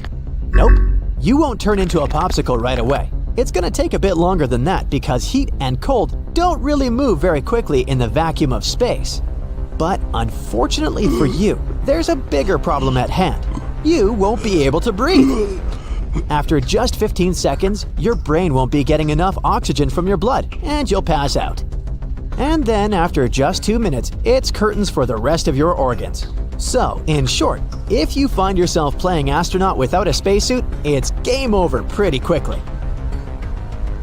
Did you know that space doesn't have any temperature at all? That's because the temperature is defined by the speed at which particles move and the amount of energy they have. In the true vacuum of space, there are no particles to move around, making it temperatureless. Of course, some parts of space are really hot, like areas around stars. But the further away you get from stars, the more spread out particles are, making those areas of space pretty chilly. Number 9 is our planet's shape. No, it's not flat, but it's not a perfect sphere either. Yeah, it bulges at the equator because of our planet's wild spin. It's like Earth is doing its own little dance. And because of this bulging, launching spaceships from the equator is much easier than from the poles. Now, when it comes to sound in space, it's a bit of a tricky situation. You might think that no one can hear you scream, but that's not entirely accurate. The thing is, sound needs something to travel through, like air or water. In space, things are super spread out, so all those epic space battles and galactic explosions would be completely silent. Yet there are some places in space with enough particles for sound to travel through. For example, you can hear the black hole at the center of the Perseus galaxy cluster. Another myth is about zero gravity. That's not a thing. There's still some gravity hanging around the International Space Station, about 90% of what we feel on good old Earth. But astronauts get to float around because they're basically free-falling around the planet. And let's be real, Hollywood's version of space travel is not factual. Sure, orbits are a thing, but different altitudes mean different speeds. So moving from one orbit to another isn't exactly a walk in the park. You can't just push yourself in the right direction and hope for the best. You gotta take those orbital velocities into account. This reminded me of the 2013 movie Gravity and how Sandra Bullock tried to survive in space. Hollywood sure added some fuel to these myths. Yet again, who can blame them?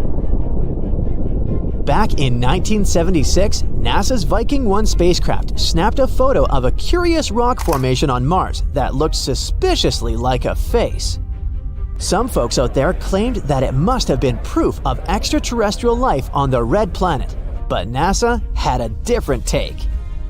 According to the space agency, the face was nothing more than a bunch of rocks piled up in such a way that the shadows they cast created an illusion of facial features. It turns out it was just a regular hill that got a little too much credit for being photogenic. The solar system stays in place. Lie! It's zooming through space at a speed of 140 miles per second, which means that it's whizzing through the cosmos faster than a cheetah chasing its prey. It takes us 230 million years for the solar system to complete a full orbit around the Milky Way. It's a good thing it isn't getting a speeding ticket, because that would be one astronomical fine. Eh? Without the sun, planets would be pretty chilly. We're talking about temperatures as low as -455 degrees Fahrenheit. Brr. But with the sun around, the planets get to enjoy much more livable temperatures. Of course, not all planets are created equal. Mercury, for example, is the closest to the Sun. Venus, on the other hand, is farther away, but somehow manages to be even hotter than Mercury. The distance from the Sun isn't the only factor that affects a planet's temperature. Other things like the planet's size and reflectivity also come into play. So Mercury being the hottest planet in our solar system is a false proposition. No, just because it's the closest one to the Sun doesn't mean it's the hottest. Even though we've been deceived in some ways, that doesn't make space any less amazing. It's still a vast, beautiful, and utterly fascinating part of our universe. And there's still so much we have yet to discover. Who knows, maybe one day we'll really discover little green people out there. Or maybe we'll find out something even more incredible. Until then, we'll just have to keep dreaming and exploring. There, you got 14 things on our list. Do you have any other space myths to debunk? You get the last instructions from the team and get into your spaceship. It's the first spacecraft made on Earth that can move at a speed close to the speed of light. Your task is to visit the most unusual and terrifying places in space and send scientists detailed information about them. And so, your journey begins. Your spacecraft is accelerating, and you dash past the moon.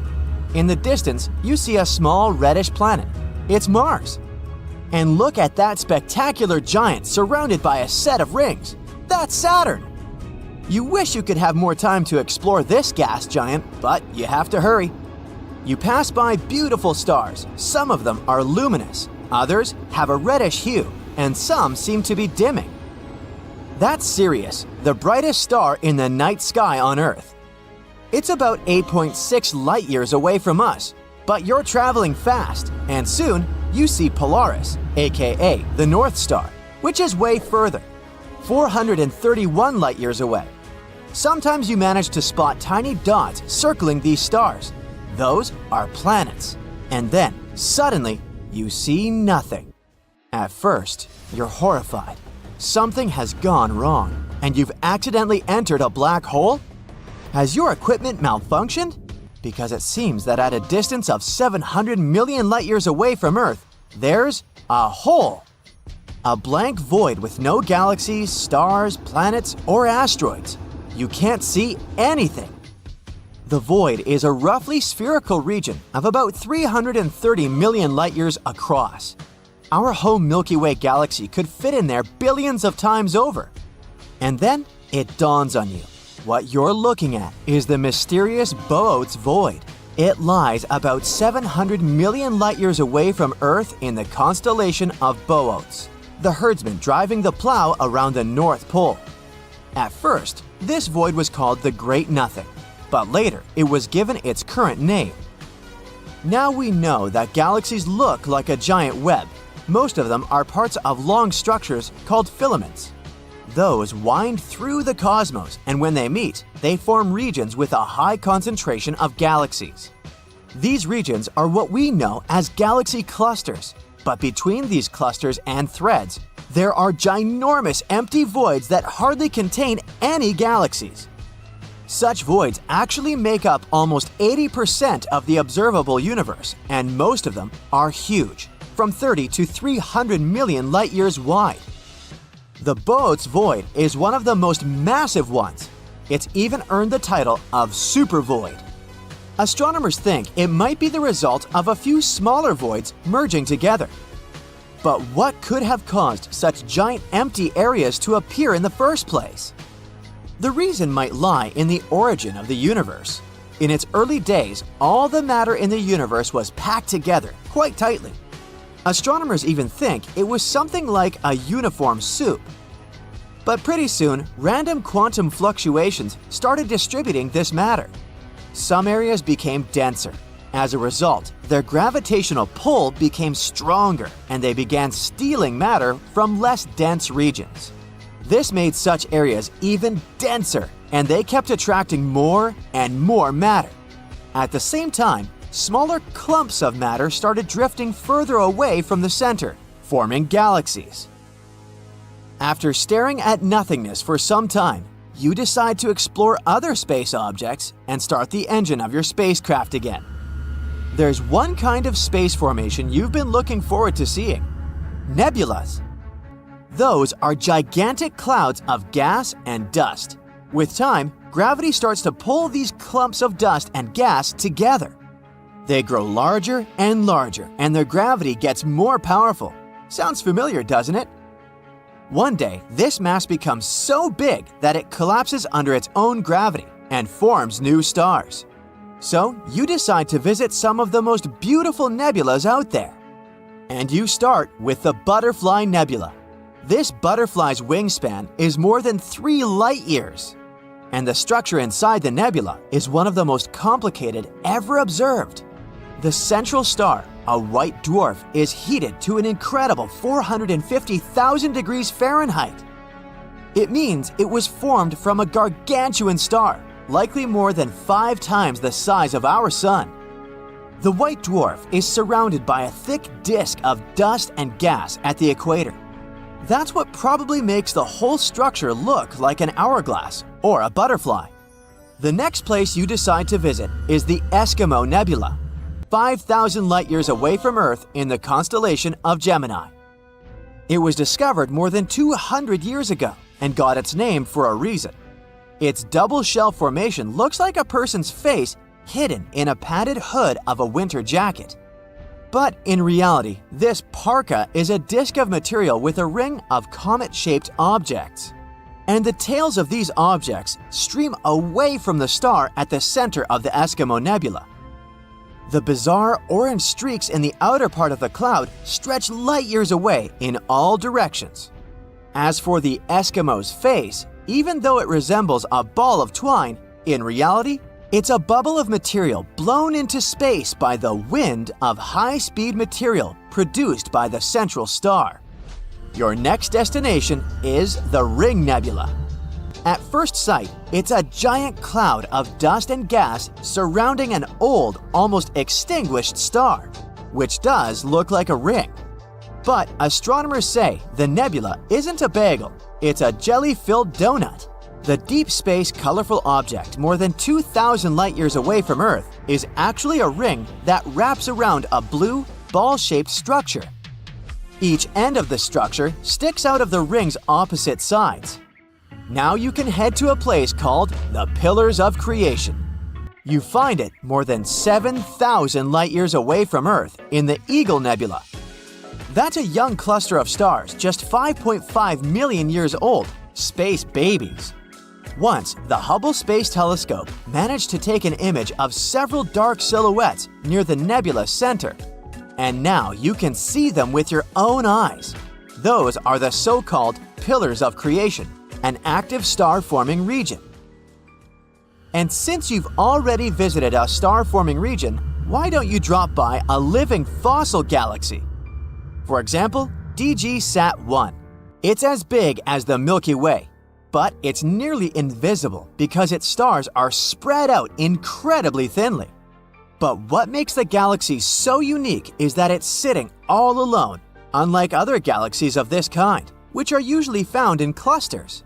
It can mean that DG-SAT-1 was formed in a different era, probably a mere 1 billion years after the Big Bang. If it's true, the galaxy is a real living fossil. The next stop on your space sightseeing tour is the Black Widow Pulsar. Just like its spider namesake, this rotating neutron star is munching on its partner, a lightweight brown dwarf star. The more material the pulsar consumes, the more slowly it spins. The energy the neutron star is losing in the process causes the companion star to dwindle. Oh, look at this! That's a stellar nursery in the constellation of Centaurus. But even though this place might be called nursery, it's anything but peaceful or safe. This region, made up of hydrogen and newborn stars, is located in a nebula in the constellation of Centaurus, around 6,500 light-years away from Earth. The intense energy these baby stars emit makes hydrogen clouds glow ominous red. This energy is so powerful that it's eating away dark clouds of dust, and they're disappearing like lumps of butter on a hot frying pan. You're continuing your journey when you see something absolutely amazing. A cloud of water floating in space. To be more precise, it's a cloud of water vapor surrounding a supermassive black hole 12 billion light-years away from Earth. The cloud contains 140 trillion times the entire volume of water on our planet. Astronomers believe this water cloud appeared just 1.6 billion years later than the universe itself. If you've ever wondered about what a black hole consists of, you're in the right place at the right time. I bet you've heard of this first one, the event horizon, and it's exactly what makes a black hole. Well, black. We could probably think of the event horizon as the boundary of no return. Once you cross the event horizon, the velocity you need to escape the clutches of the black hole is already higher than the speed of light. So, whatever passes the event horizon, be it light or any object, is doomed to stay inside. And since light can't get out from behind the event horizon, black holes neither emit nor reflect it. Nothing about what happens to them can reach an outside observer. But wait, then how did we get these beautiful photos of black holes? The thing is, we observe not the black holes themselves, but the light emitted by the matter surrounding them and forming a structure called an accretion disk. That's the main light source of black holes. For example, look at this stellar mass black hole. It's paired with a star and is pulling gas from it. Supermassive black holes do the same, but they munch on stars that stray too close. Eventually, all this stolen gas settles into an insanely hot, bright, and rapidly spinning disk. Matter is working its way from the outer edges of the disk toward its inner sides. Once it reaches the edge, it falls into the event horizon. If you looked at an accretion disk from up close, you'd see that it has a rather funny shape when viewed from some angles. That's because the gravitational field of the black hole warps space-time, the very fabric of the universe, and light travels along curved lines. The clever word for this process is gravitational lensing. The light that comes from the top of the accretion disk behind the black hole seems to form a hump above it. You can notice it in this image, see? And the light from beneath the far side of the disk creates another hump below as it takes a different path. But the coolest thing, if you looked at the disk exactly face on, you wouldn't notice any humps whatsoever. Then we've got the event horizon shadow. This is a dark zone which is around twice as big as the black hole's actual surface. The shadow is created by the combination of two effects. First, the event horizon captures all the light passing through it, and second, the curved space-time around the event horizon causes light to be redirected through gravitational lensing. Let's move on to the next part of the black hole, and it's a photon sphere. Do you see these thin rings of light that appear at the edge of the black hole shadow? They're actually numerous, highly distorted images of the accretion disk. Here, light from the disk orbits the black hole multiple times before escaping. The closer to the black hole, the thinner and fainter the rings are. There's also another visual phenomenon known as Doppler beaming. From most angles, one side of the accretion disk always looks brighter than the other. That's because near the black hole, the disk spins so fast that light streaming from the part of it spinning toward us becomes bluer and brighter, while light from the side of the disk rotating away from us becomes redder and dimmer. Next, you've probably heard that our sun has something known as the corona. Well, the black hole has one too, and it's one of the most extreme environments in the universe. Some scientists claim that powerful magnetic fields threading the inner accretion disk extend out and create a turbulent billion-degree cloud. Particles in the corona hypothetically orbit the black hole at speeds approaching the speed of light. Some experts believe that the corona might be a source of ultra-high energy X-rays, but we still don't know much about them. Plus, these coronas themselves can appear and disappear, following some patterns only they are aware of, which makes them even more mysterious. And finally, according to the theory of general relativity, the center of the black hole contains a point where matter is crushed to infinite density.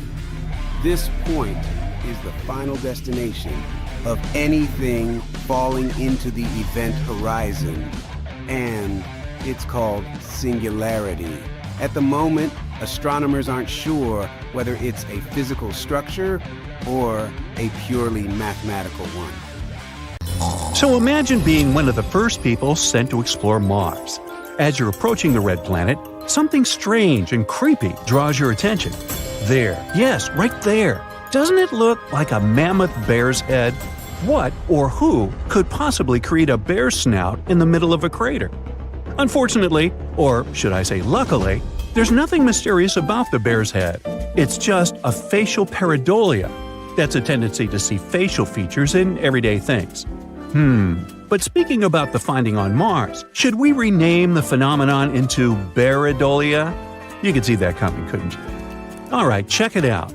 You see a V-shaped hill that looks like a nose. Then there are two craters that look like eyes. And then there's a circular fracture pattern, the head, that surrounds the nose and the eyes. Experts think that the face could be created when a deposit was settling over a buried impact crater, and the nose might be a mud or volcanic vent with solidified lava or mud flows around it. Anyway, the crater does look like a bear's face, I'll give you that. But thanks to HiRISE, the Mars Reconnaissance Orbiter's high-resolution imaging science experiment camera, another of NASA's amazing acronyms, we've seen many other crazy craters on the red planet, like smiley faces, a bird, or an elephant. First, let's have a look at the famous face of Mars. These images were first taken by the Viking orbiter in 1976. At that time, the resolution was obviously quite poor, plus the lighting was slanted, which produced the result that shocked people in the 1970s, a face carved of rock staring back at Earth. Did it mean there was another civilization on Mars that had created this monument? Nah. Look at the photo of the same spot taken by the current Mars Reconnaissance Orbiter. The resolution is much, much better, and the face has miraculously turned into an ordinary hill. Or look at this teeny Bigfoot, whose image was captured in 2008. I say teeny because this creature is just a few inches tall, and when the photo was taken, Bigfoot was only several yards away from the camera. And here, one curious soul zoomed in on a small rock and spotted something that resembled a gorilla. That's how some people started to believe there were apes on Mars. Yeah, really. Let me show you some more examples of imaginary creatures and faces on the red planet. Most of them come from a series of images taken by the Themis camera. Currently, it's on board the Mars Odyssey spacecraft, which only needs 2 hours to orbit the red planet, carrying some important scientific instruments. Let me introduce my Happy Martian to you. This 2-mile-wide crater was photographed in 2008. The next crater chain looks like a wasp with its wispy wings of impact debris. The whole feature was probably created by a meteorite that fell at a very low angle and broke into pieces right before the impact. Now, do you see a woolly mammoth or an elephant here? Lava flows in one region on Mars left this image on its reddish soil. The region itself, called Elysium Planitia, is famous for the planet's youngest lava flows. For example, the one that looks like a mammoth most likely formed in the past 100 million years. Just yesterday. Now let's talk about love, or rather its symbol, the heart. Do you like these two hearts on the surface of the red planet? This one is actually a mesa top outlined by frost, and this heart shape is an impact crater. The hit tore away dark surface material and exposed lighter soil underneath. Then some of the material probably flew downslope, creating the heart. And this dust-covered hummingbird, can you see its long beak and head? Scientists aren't sure how this shape was formed, but they think erosion and wind played a part in its creation. These dark sand dune deposits look like a howling wolf. And here, can you see a series of interlocking gears? This image looks like the letter T, right? The right angle fracture was created by the tectonic stretching of the Martian crust. Do you think we might find other letters of the alphabet on Mars too? Why not? And now, how about another bizarre thing astronomers noticed on the surface of Mars? Is that a door to someone's house? It was NASA's Curiosity rover that sent this image to Earth. It became viral because this formation over here, see, looks like a door. Unfortunately, scientists, due to their rational minds, were quick to disappoint us. They claimed that it was just a natural part of the Martian landscape. There were several clues that made them think it wasn't a real door. For example, the opening is tiny, a mere 3 feet high. They're sure that what looks like a door is actually an opening in a rock created by natural forces, like winds and erosion. If you look at the rock closely, you may notice strata. Those are layers of silt that stand out because they're harder than the surrounding material. These strata dip here on the left and a bit higher on the right. They likely appeared around 4 billion years ago in a river or a wind-blown dune. Since the strata became visible, powerful Martian winds have eroded them even more. And look at this. See those cracks? That's how rocks weather on the red planet. This small cave probably formed when several fractures crossed the strata. A pretty large boulder might have fallen out under its own weight, and this created the door-shaped opening. This theory is quite plausible, because even though the gravity on Mars isn't as strong as on Earth, it's still strong enough to do it. Besides, see that rock to the right of the opening? It has a suspiciously smooth vertical edge. It must be the culprit. It probably fell out not so long ago. But it's not only the red planet that can boast of having unusual formations. Let's take this comet, for example. This image was taken by the European spacecraft Rosetta in 2014. Can you see a face on its right-hand side? Or the moon. Here's its famous rabbit. It sits upside down with its ears pointing downward. Some people see a man on the moon. It can either be his face or the entire body. If someone sees the whole human figure, it usually looks like it's carrying sticks. Sometimes it's a toad. To spot it, look at the top left-hand side of our moon. The toad is facing upward, see? Now look at this spinning neutron star. Such a star is a collapsed core of a supergiant star with a total mass of 10 to 25 solar masses. Except for black holes and some hypothetical objects, like quark stars or white holes, neutron stars are the densest and smallest known stellar objects. Anyway, back to this particular star. As you can see, this space object, located 17,000 light-years away from Earth, is surrounded by a cloud of energetic particles. And this image, taken by NASA's Chandra X-ray Observatory, appeared in 2009 and became viral in no time. All because many people spotted a hand-like structure among all that space stuff. NASA explained that the star was spinning incredibly fast, spewing energy into the space surrounding it. This created intriguing and complex structures, like the large cosmic hand so many people see. Now look at the Horsehead Nebula in the constellation Orion. This is a freezing cold and dark cloud of dust and gas that was first noted in 1888.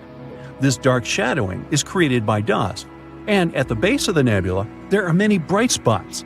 Those are young stars at the stage of formation. Pay attention to this extremely bright star in the top left side of the Horsehead.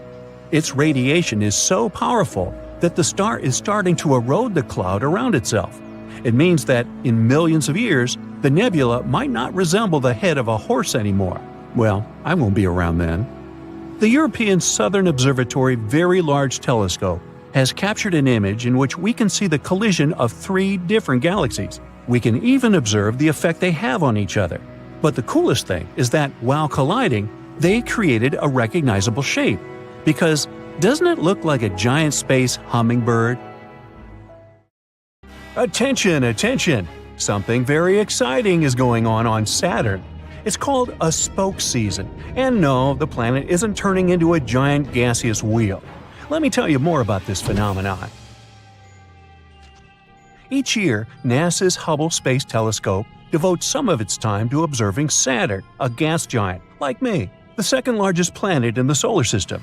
And this space body always has something new to surprise us with. For example, look at one of the latest images of the gas giant. See those smudgy spokes? They mean that Saturn's spoke season is starting. Like our planet, Saturn is tilted on its axis. That's why it has 4 seasons. But since the orbit of the gas giant is much larger, Each of these seasons lasts about 7 Earth years. Keep this in mind, it's important. Now, the next thing we need to talk about to understand the concept of the unique spoke season on Saturn is the equinox. On Earth, it's the moment when the sun is exactly above the equator of the planet, and day and night are of the same length. But on Saturn, it's something a bit different. An equinox occurs when Saturn's rings are tilted edge-on to the sun. And even though equinoxes on Saturn happen every spring and fall, just like on our planet, they actually occur very seldom, roughly once in 15 Earth years. That's why astronomers are so excited about this event. Now look, there are 2 smudgy spokes in this ring. It's called Ring B on the left of the picture. They resemble the spokes on a bicycle. The shading and shape of spokes vary. They may seem dark or light, it depends on the angle and illumination. Sometimes they might look like blobs instead of something with a classical radial spoke shape. They also don't last long, but more and more will start to appear the closer we're to May 6, 2025. That's when the autumnal equinox on Saturn will occur. But what causes the spokes? Astronomers think it might be the gas giant's magnetic field. When a planetary magnetic field interacts with the solar wind, it creates an electrically charged environment. On Earth, this results in northern lights, also called aurora borealis. And if we speak about Saturn, the tiniest icy ring particles might get charged too. And it probably temporarily levitates these particles above the larger boulders the rings consist of. For the first time, the spokes in Saturn's rings were spotted by NASA's Voyager mission. It happened in the early 1980s. At the time, we didn't know that these spokes were a seasonal phenomenon. Voyager 2 just passed by the planet and then sped on. To figure out what these spokes were and how they functioned, astronomers needed a space telescope that could observe Saturn's rings from afar, like Hubble. The latest equinox on Saturn occurred in 2009. At that time, NASA's Cassini space probe was traveling around the gas giant. It sent many amazing images back to Earth. They quickly proved that the spokes weren't caused by gravitational interactions with Saturn or the influence of the gas giant's moons or small moonlets, which make up the planet's rings. It was the year 2005 when Cassini confirmed that the spokes were related to Saturn's magnetic field. That mission was finished in 2017. Now Hubble keeps its long-term monitoring of the changes on and around Saturn. Despite all the observations, astronomers still can't predict the beginning and duration of the spoke season. Luckily, Saturn's prominent rings are a perfect laboratory for studying this phenomenon. Because even though other gas giants in the solar system also have rings, those are not so visible, and scientists don't know whether spokes occur on those planets. But these spokes aren't the only exciting space phenomenon. Our solar system is a fascinating place, that's why. If you were standing at the Martian equator barefoot, your feet wouldn't get cold. The temperature there would feel like on a sunny spring day on Earth. But you'd have to wear a hat. At the height of your head, it would be freezing cold. Now Venus spins backward compared to most other planets in the solar system and the Sun itself. One of the explanations astronomers have come up with is a collision with some solid object, for example an asteroid, that happened in the past. Jupiter's moon Io has hundreds of volcanoes, which makes the satellite the most volcanically active object in the solar system. The moon also has a weird yellowish surface. It looks blotted and resembles a pepperoni pizza. Yum. Europa, one of Jupiter's 4 biggest moons, is covered in ice. This ice shell can be 10 to 15 miles thick. It also has some smooth patches, so if you're into ice skating, you would like it there. If you lump together all the known asteroids in the solar system, their total weight would still be smaller than 10% of the mass of our moon. Scientists believe that Mercury might still have a partially molten core. It could explain why Mercury has a magnetic field, even if it's just 1% as strong as Earth's. Mercury's core takes up around 42% of the planet's volume. Mercury also has wrinkles. When its iron core was cooling, the planet's crust contracted. It made the surface of the planet uneven. These wrinkles are called lobate scarps. The biggest of these scarps can be hundreds of miles long and up to a mile high. Uranus is the only planet in the solar system to rotate on its side. The reason might be an ancient mega-powerful collision with an Earth-sized object, but so far it's just a theory. Mars might get a set of rings of its own in the next 70 million years. Its largest moon, called Phobos, is orbiting closer and closer to the planet. One day, it's likely to get broken apart by the gravitational pull of the red planet and turn into a ring that can last for millions of years. I won't be around then, so I'll just take their word for it. Scientists think that the moon's surface has more craters than Earth's because it doesn't have so much natural activity going on. Winds, rains, earthquakes, and erosion keep altering the surface of our planet, but the moon has almost no weather to change its appearance. Saturn is the most flattened planet in the solar system. It's squished at the poles, and any point on the equator is about 4,000 miles farther from the center of the planet than the poles. The Hubble Space Telescope weighs almost as much as 2 male African elephants and is as long as a big school bus. Yeah, that's a launch I'd love to see. 2 elephants in a school bus. It's made almost 1.5 million observations since it was launched in 1990. Astronomers have used this data to write about 15,000 scientific papers. Everything on Earth and everything people can see in space with the help of telescopes is normal matter. It's made up of atoms and molecules and adds up to less than 5% of the universe.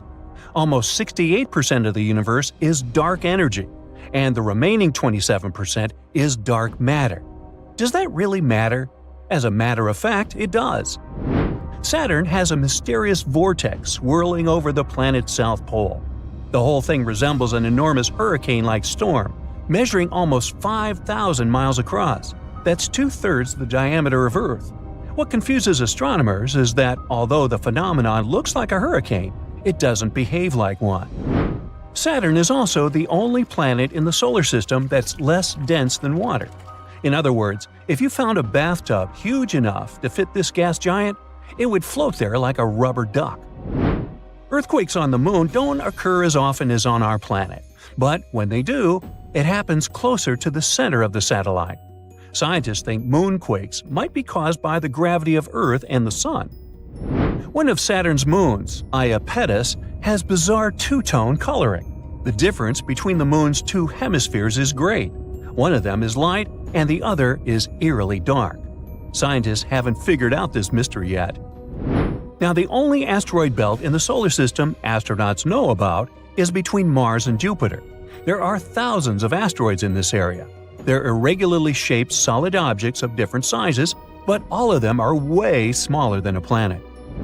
Scientists have analyzed the chemical content of some meteorites found in the Sahara Desert, Antarctica, and other places. Some of the rocks turned out to have a Martian origin. Others arrived from the Moon or the asteroid belt between Mars and Jupiter. Ooh, space rocks. So we can also say, space rocks. Yeah, we could say that. Imagine a world where the red, barren landscape of Mars is transformed into a lush and verdant garden. A world where water flows freely, carving canyons and creating lakes and oceans. Can we achieve such a world by pouring the Earth's water onto the surface of Mars? And don't rush to say no. Let's explore this possibility. Alright, let's say we could magically transport all of the water on Earth to Mars. This supersized game of water pong would be crazy in both engineering and logistics. So how do we even do that? First of all, we're talking about millions and millions of gallons of water, which is no small feat. We would need some really big tanks to get all this water off the Earth. We would also have to figure out how to launch it all into space. This would require some serious rocket technology, as well as a lot of fuel. We could probably create an entire fleet of spacecraft specifically designed for the task. Just imagine that, a fleet of giant water tankers packed with tons of carefully harvested water, blasting off from Earth's surface and hurtling through space at unimaginable speeds. Wouldn't that be a cool sight? Now, another way. Probably a better one would be to launch a large number of smaller missions over time, each carrying a smaller amount of water until enough of it has been transported to Mars. So, let's say we manage to do all that. What happens next? After we get to Mars, we'd need to distribute this water all across the planet. we could use a network of underground pipes or some special drones to transport the water to different locations. This is just some basic things, and as you can see, we already need a lot of planning and resources. Moreover, a crazy operation like this would require a massive coordinated effort from scientists, engineers, and space agencies all over the world. And let's not forget about the costs. No wonder that scientists don't really consider it a viable plan. But the scale of this operation isn't the only problem. Hypothetically, let's say that we figured all that out and poured the Earth's water on Mars. Now what? Well, believe it or not, it would be almost completely useless. Our main challenge will be the atmosphere and current climate of Mars. Mars is a dry desert with an atmosphere that's only about 1% as thick as Earth's. This means that any water poured onto the surface would quickly evaporate. It would be pretty hard to create a stable environment when the entire lake can go poosh in a matter of seconds. And if the water doesn't evaporate, then, on the contrary, it will turn into ice. Mars' surface temperature is well below freezing. Thin atmosphere only makes things worse. Another challenge is that Mars has a very weak magnetic field, which means it has little protection from the solar wind. Solar wind is a stream of charged particles that are constantly flowing out from the sun. These winds are pretty dangerous. They can strip away any water that's put on the Mars surface. Also, the solar radiation on Mars is much stronger than on Earth. This would make it even more difficult to maintain any liquid water there. And finally, don't forget that we also need to purify this water to remove all the bacteria before drinking it. But let's not give up. If we stay super optimistic, we can still try to solve these problems. Basically, we need to find a way to maintain liquid water in one place for a long time and make sure that it doesn't freeze or evaporate. So how do we do it? There are a few ways we can go about it. Number 1, insulation. We could wrap all the water containers in insulation materials, like foam for example, or some reflective materials that can help to keep the water from freezing.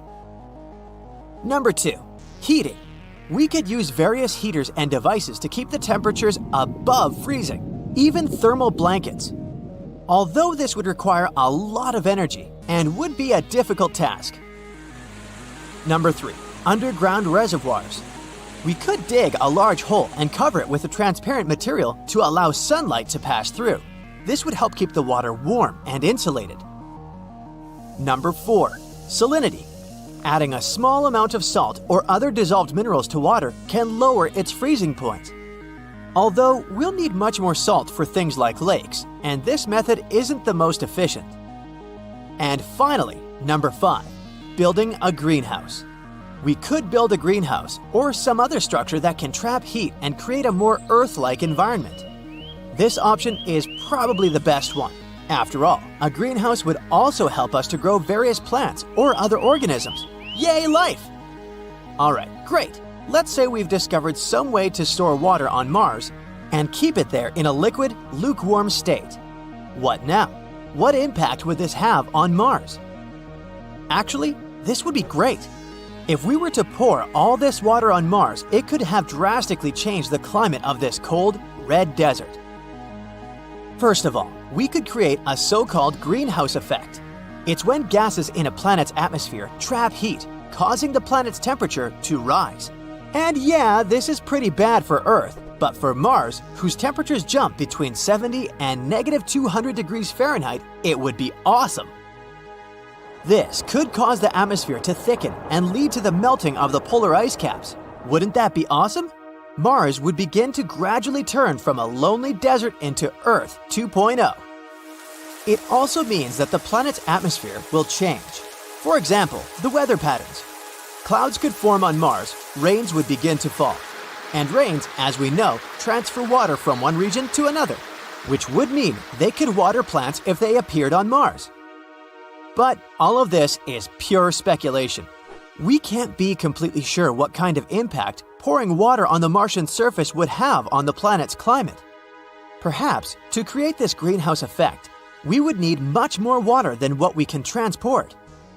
But if despite all these challenges we had succeeded with our mission and made Mars much warmer and moist, Could life have been finally born there? Unfortunately, that would still be pretty unlikely. Yes, water is very important for creating life, but that's not all we need. The composition of the Martian soil isn't very conducive to supporting life. The soil is mostly made of minerals called regolith, which are composed mainly of dust, sand, and other materials that aren't very good for plants. Theoretically, we could terraform Mars. Terraforming is a gradual, slow change of the planet so that it becomes suitable for our life, but this would be a very complex, long, and costly process. Oh, and by the way, what would happen to our Earth after all that? We took quite a lot of water, didn't we? From Earth's perspective, transporting water to Mars would require an enormous amount of resources, including energy and different materials. And the amount of water we'd have to spend would be staggering. The loss of such a large amount of water from Earth's own reserves could have a significant impact on our planet, especially in areas where water is already scarce. So basically, this is a really bad idea, no matter how you look at it. Yeah, it may sound interesting, but it's not a viable plan at all.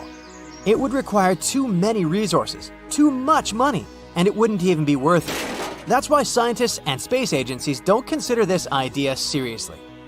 Besides, there are many other more realistic and achievable goals in the field of Mars exploration. For example, we can keep studying the planet's geology, atmosphere, and potential for past or present life. These studies would help us to find some resources that could support future human exploration. Overall, we need to answer many more questions about Mars before we even begin to consider colonizing it. So let's keep an eye on scientific news and updates. Black holes are massive, the densest objects in the universe. They have such a great mass that their gravitational pull doesn't let anything, even light, escape their clutches. But in this terrifying world of black holes, there are monsters that are in a league of their own. Recently, astronomers discovered a black hole that is 33 billion times as heavy as our Sun. This space giant sits at the center of a supergiant elliptical galaxy called Abell 1201, which is located 2.7 billion light-years away from our planet. This black hole is so large it was given a rare designation, an ultra-massive black hole. No wonder. It's more than 8,000 times heavier than the supermassive black hole at the center of our home Milky Way galaxy. This ultramassive black hole was the first one to be discovered with the help of gravitational lensing. This method is based on the fact that very massive objects such as galaxies bend the light from a more distant object, magnifying it. A great thing about this method of research is that it allows astronomers to study inactive black holes too. It could help us detect loads of new black holes beyond our universe. That's what the area surrounding our galaxy is called. Probably it would help us find some exotic objects we've never seen before.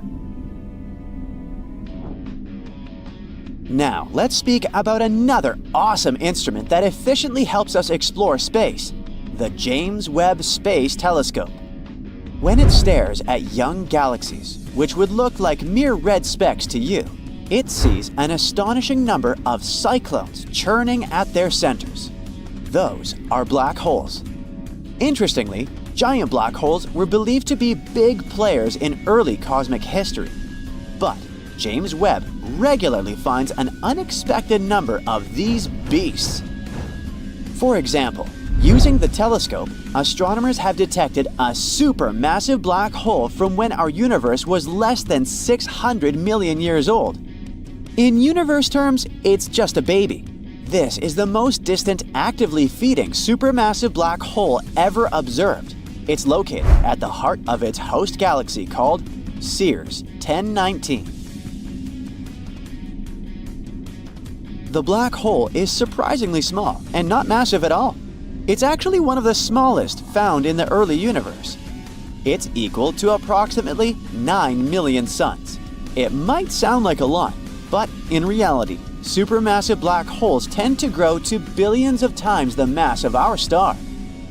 There's another unusual thing about this find, and scientists are having a hard time trying to explain it. You see, It's supposed to take way longer than 600 million years for a supermassive black hole to grow to its full potential. The development happens when a black hole either feasts on surrounding matter or merges with a larger black hole.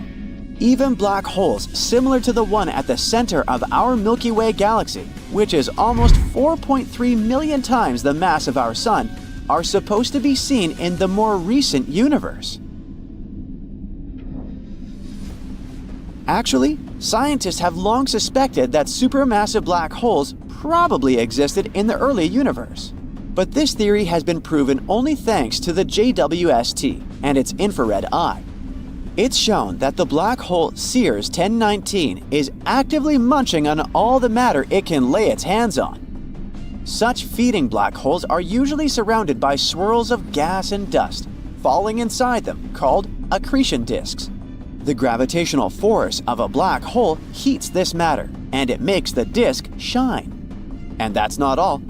Extra strong magnetic fields produced in this process channel the matter to the poles of the black hole. From time to time, this matter is released into space in twin, powerful jets. They move at a speed that is close to the speed of light, which generates incredibly bright light. Astronomers were watching the galaxy hosting the unusual old black hole as part of the Cosmic Evolution Early Release Since survey. They saw the galaxy as it was when our 13.8 billion-year-old universe was just 570 million years old. Besides the super old black hole, scientists spotted two other ones. Those probably appeared 1 and 1.1 billion years after the Big Bang. They also discovered 11 ancient galaxies that existed between 470 and 675 million years after the beginning of cosmic history. Now, how about having a look at the biggest black holes astronomers have found so far and finding out what would happen to Earth if one of them was to enter the solar system? NGC 6166 is a monster that has grown to have a mass of 30 billion solar masses. It's an elliptical galaxy that has an active nucleus at the center. It's also one of the most luminous sources of X-rays. The galaxy's supermassive black hole powers two symmetric radio jets in the opposite direction, which is the result of the infall of gas into its center. Another peculiar thing about NGC 6166 is that it shows a blue shift, which means it's moving towards us. Is it time to pack up and move out of our solar system? The next supermassive black hole is located in the constellation of Draco, approximately 10.4 gigalight-years from us. The mass of this supergiant is more than 30 billion solar masses. Besides being incredibly massive, the black hole is also really big. If it replaced our Sun, the diameter of this hole would extend to the orbit of Pluto. The next black hole is one of the most interesting on our list. It has a mass of 40 billion solar masses and is actually a blazar. It's the most energetic of all quasars, super bright distant objects. The blazar's luminosity is 300 trillion times that of the Sun, and more than 25,000 times as great as the luminosity of all 100 to 400 billion stars of the Milky Way galaxy combined. But since the distance to this quasar is about 12.1 billion light-years, we can't see it directly. But we know that the central black hole of the quasar consumes huge amounts of matter, about 4,000 solar masses of material every year. IC 1101 is a supergiant elliptical galaxy. It's the most massive known galaxy so far. Since this galaxy is elliptical, it isn't filled with gas. That's why the star formation in that region is very low. As for the black hole at the center of this galaxy, it lies in the mass range of 40 to 100 billion solar masses and emits clear radio signals. But wait for this champion. Astronomers have discovered a gravitational space wonder that has grown to really unimaginable proportions. The black hole I'm talking about is TON 618. and it's a mind-boggling 66 billion solar masses. Yep, we've got another ultra-massive black hole here. Imagine gathering all the stars in our home Milky Way galaxy and squishing the matter they're made of into one black hole. And it still won't be enough to create a ton 618. If this monster of a black hole replaced the Sun, its radius would be more than 40 times the size of Neptune's orbit. You know that black holes are incredibly dense, but it doesn't mean they're some kind of space predators roaming galaxies and munching on everything they come across. Ton 618, for example, still has a whole galaxy filled with stars and other stuff happily orbiting it without getting pulled inside. So the perception of black holes as giant vacuum cleaners is wrong. In reality, it's incredibly hard to grow a black hole. Try and you'll see. And now, what if a supermassive black hole, like the one that dwells at the center of our home Milky Way galaxy, moved a bit closer to our solar system? The answer is simple. We'd be doomed. The distance between this huge thing and Earth would be several dozens of light years, and still, it would wreak total havoc on our planet. Earth, along with other objects making up the solar system, would be tugged into the black hole's orbit and doomed to spin around it for eternity. But you can relax and breathe out. Such massive black holes stay away from us at the moment. How is the death of the universe possible if the universe is infinite? The concept of the universe's death is more about its state and less about its size or infiniteness. Several theories predict how the universe could end, but they often focus on the thermodynamic properties, energy distribution, and the fate of matter over time, rather than the universe ceasing to exist entirely. Here are a few scenarios based on current scientific understanding: heat death or the Big Freeze. This is the most widely accepted scenario, based on the second law of thermodynamics. Over trillions of years, it's theorized that the universe will reach a state of maximum entropy, where all energy is evenly distributed and no work can be performed. The universe would be cold and dead, with all stars burned out, and every bit of energy spread out thinly across an ever-expanding cosmos. Big Rip. This theory suggests that the expansion of the universe, driven by dark energy, could continue to accelerate indefinitely. Eventually, this acceleration would become so powerful that it would tear apart galaxies, stars, planets, and finally molecules and atoms themselves. Big Crunch. The opposite of the Big Bang, this theory proposes that the expansion of the universe could reverse, causing the universe to collapse back on itself into a singularity. This scenario is less favored now because observations suggest the universe's expansion is accelerating, not slowing down. Big Bounce. This theory combines aspects of the Big Crunch with the idea of cyclic universes. It suggests that after a big crunch, the universe could bounce back and start expanding again, potentially leading to an infinite cycle of universes being born, dying, and being reborn. The concept of an infinite universe doesn't contradict these scenarios because infinity here refers more to the spatial extent rather than its lifespan or the distribution of matter and energy within it.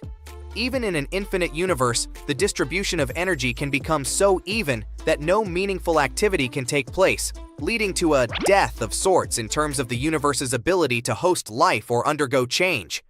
How can energy be distributed uniformly in an infinite universe? If the universe is infinite, then there must be infinitely many regions where energy is not evenly distributed. The concept of energy being evenly distributed in an infinite universe indeed presents a paradox when taken at face value. The idea primarily stems from thermodynamics applied to a more understandable, finite model of the universe.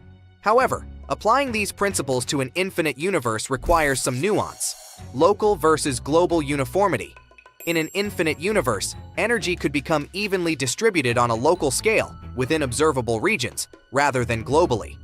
The observable universe, the part we can see and measure, might reach a state of maximum entropy, where energy within this region is evenly spread out.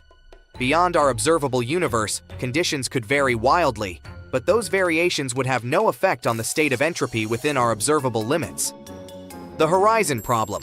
This issue is also related to the cosmological horizon problem, which the theory of cosmic inflation addresses. The horizon problem questions how parts of the universe are too far apart to have exchanged light, or any information, since the Big Bang appears to be at the same temperature. Cosmic inflation theory suggests that the universe expanded exponentially in a very short time period after the Big Bang, smoothing out any initial irregularities over a vast region. In this context, an even distribution doesn't necessarily mean perfectly uniform across infinity, but sufficiently uniform within the observable universe due to its rapid early expansion. The role of dark energy. The current accelerated expansion of the universe, driven by dark energy, adds another layer of complexity. If dark energy continues to accelerate the universe's expansion, it could lead to scenarios like the Big Freeze or the Big Rip.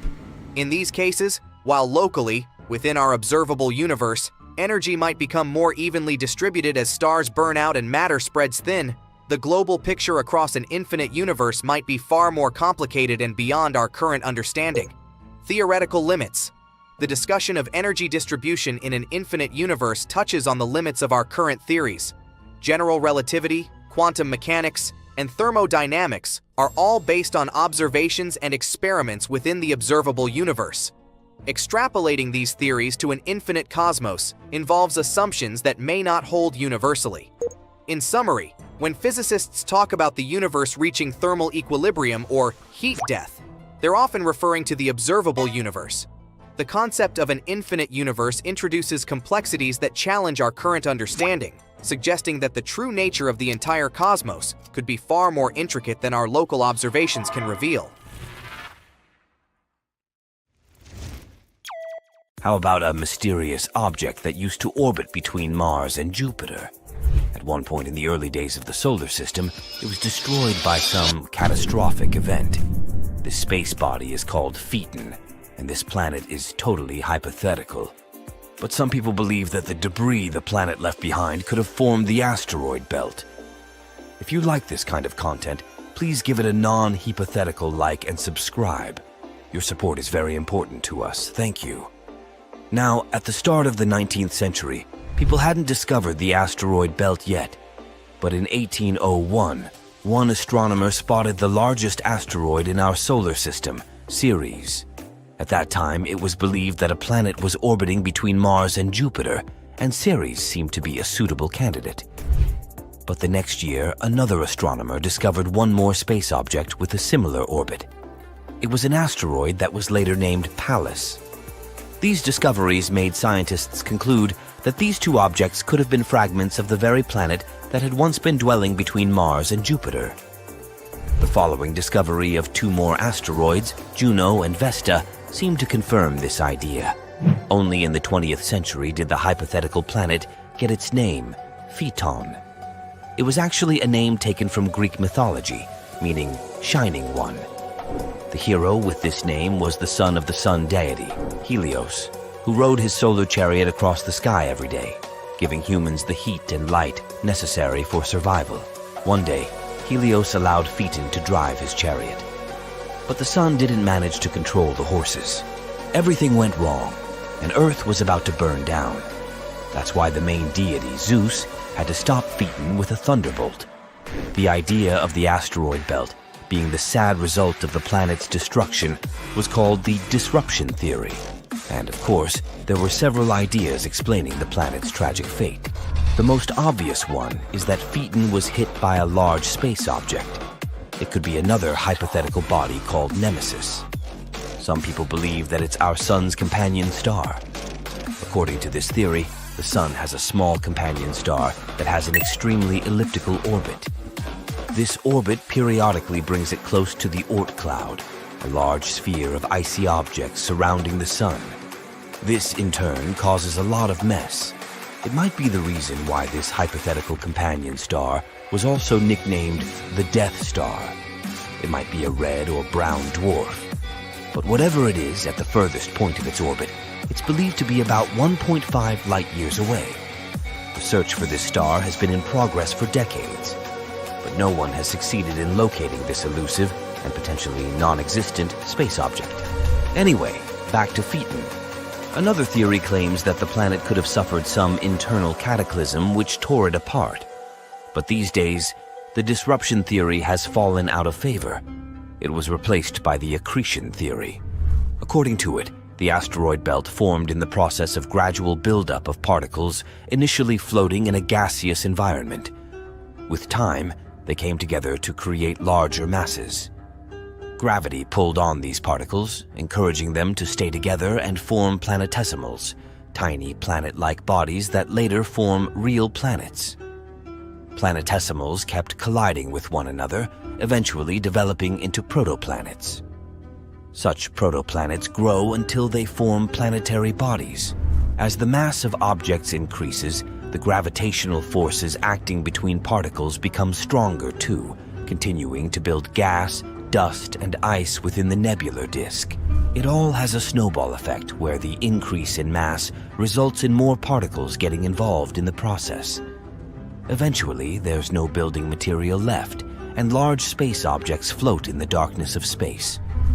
Now, many experts think that the asteroid belt is the remains of the protoplanetary disk which had once been orbiting the Sun before the planets formed.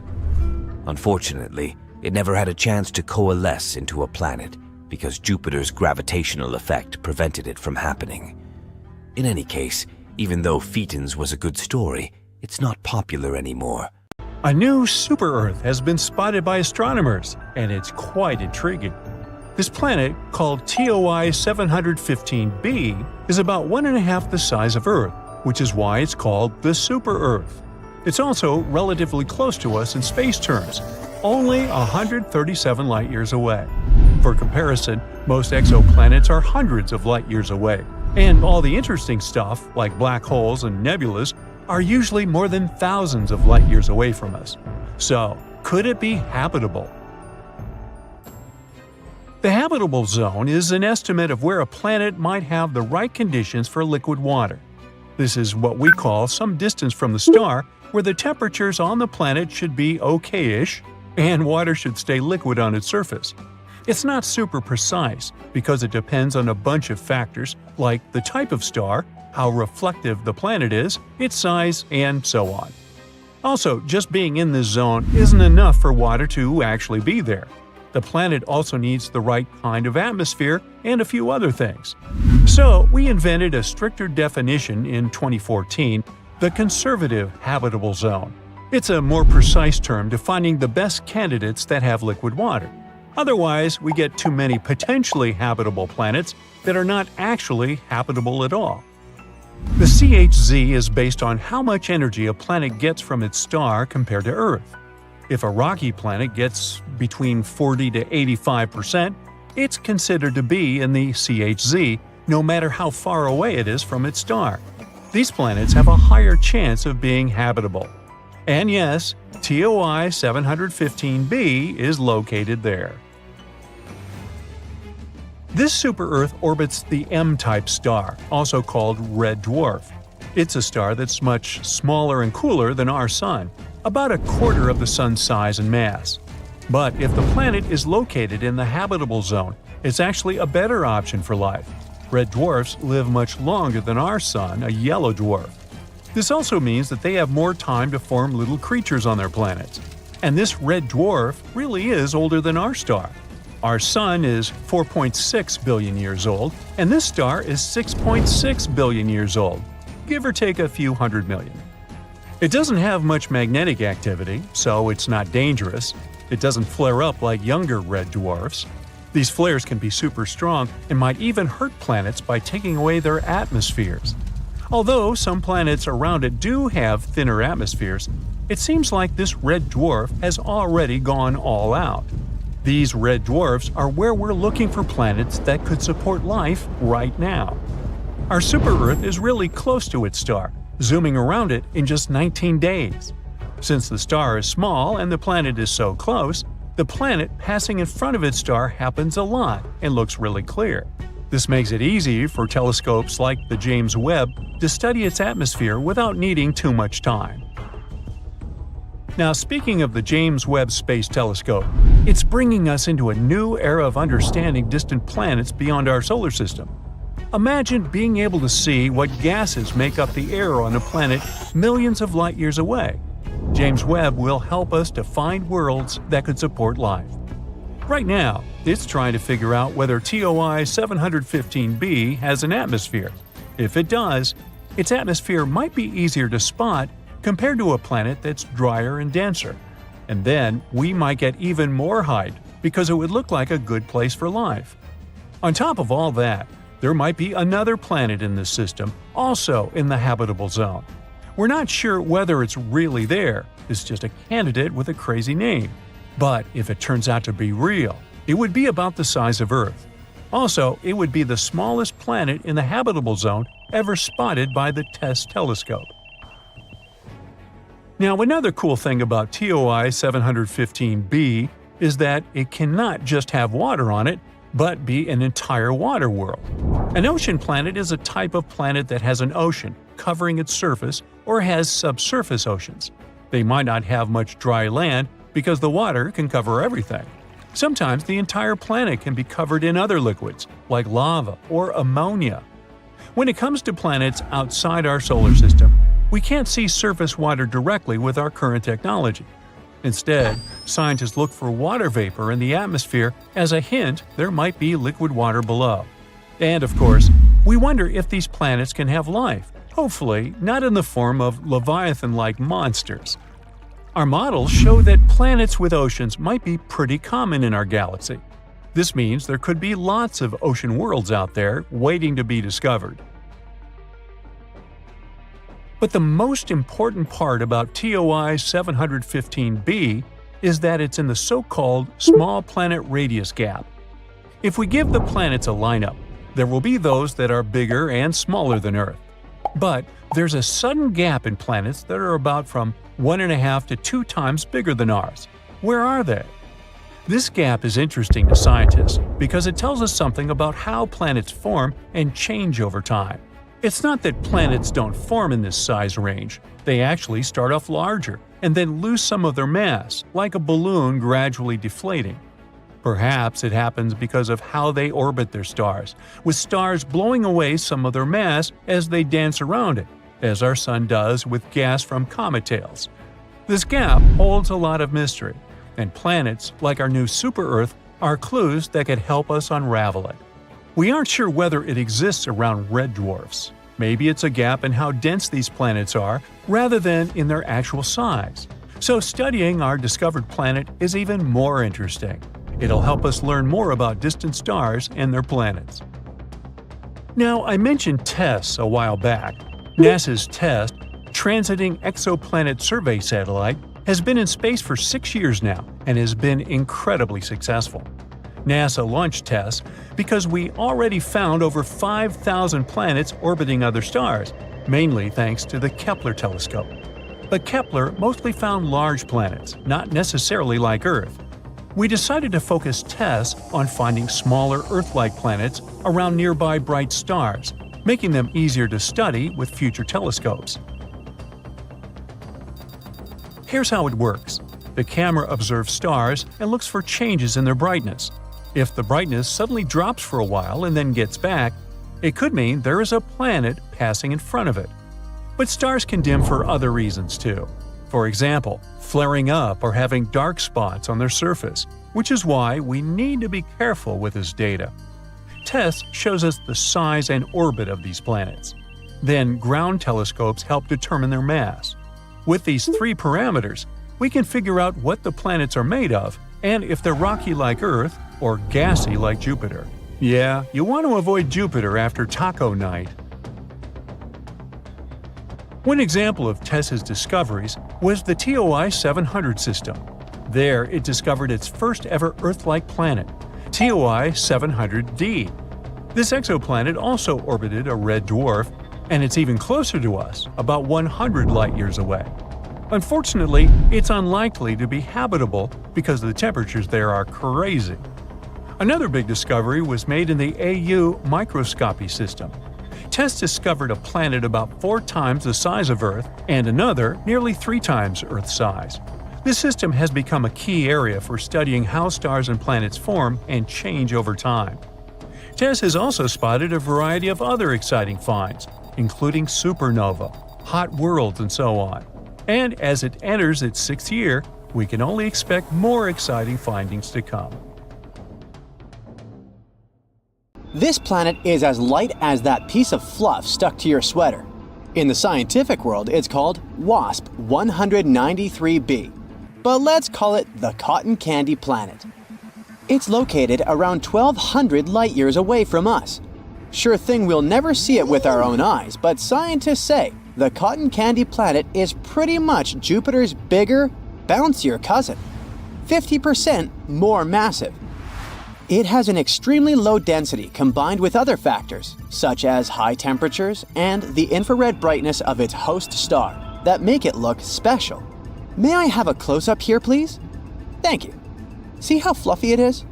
Right now, you understand that it would be impossible to stand on its surface. Anyways, it's not often that you meet something like WASP 193b at a planetary party. Such planets might be fluffy because they're getting cooked by their parent stars, puffing up like a marshmallow that's seen too much campfire action. But the thing is, if you're that close to your star and mostly made of a hydrogen-helium cocktail, you're not gonna keep your puffiness for long. It's like trying to hold on to a balloon during a hurricane.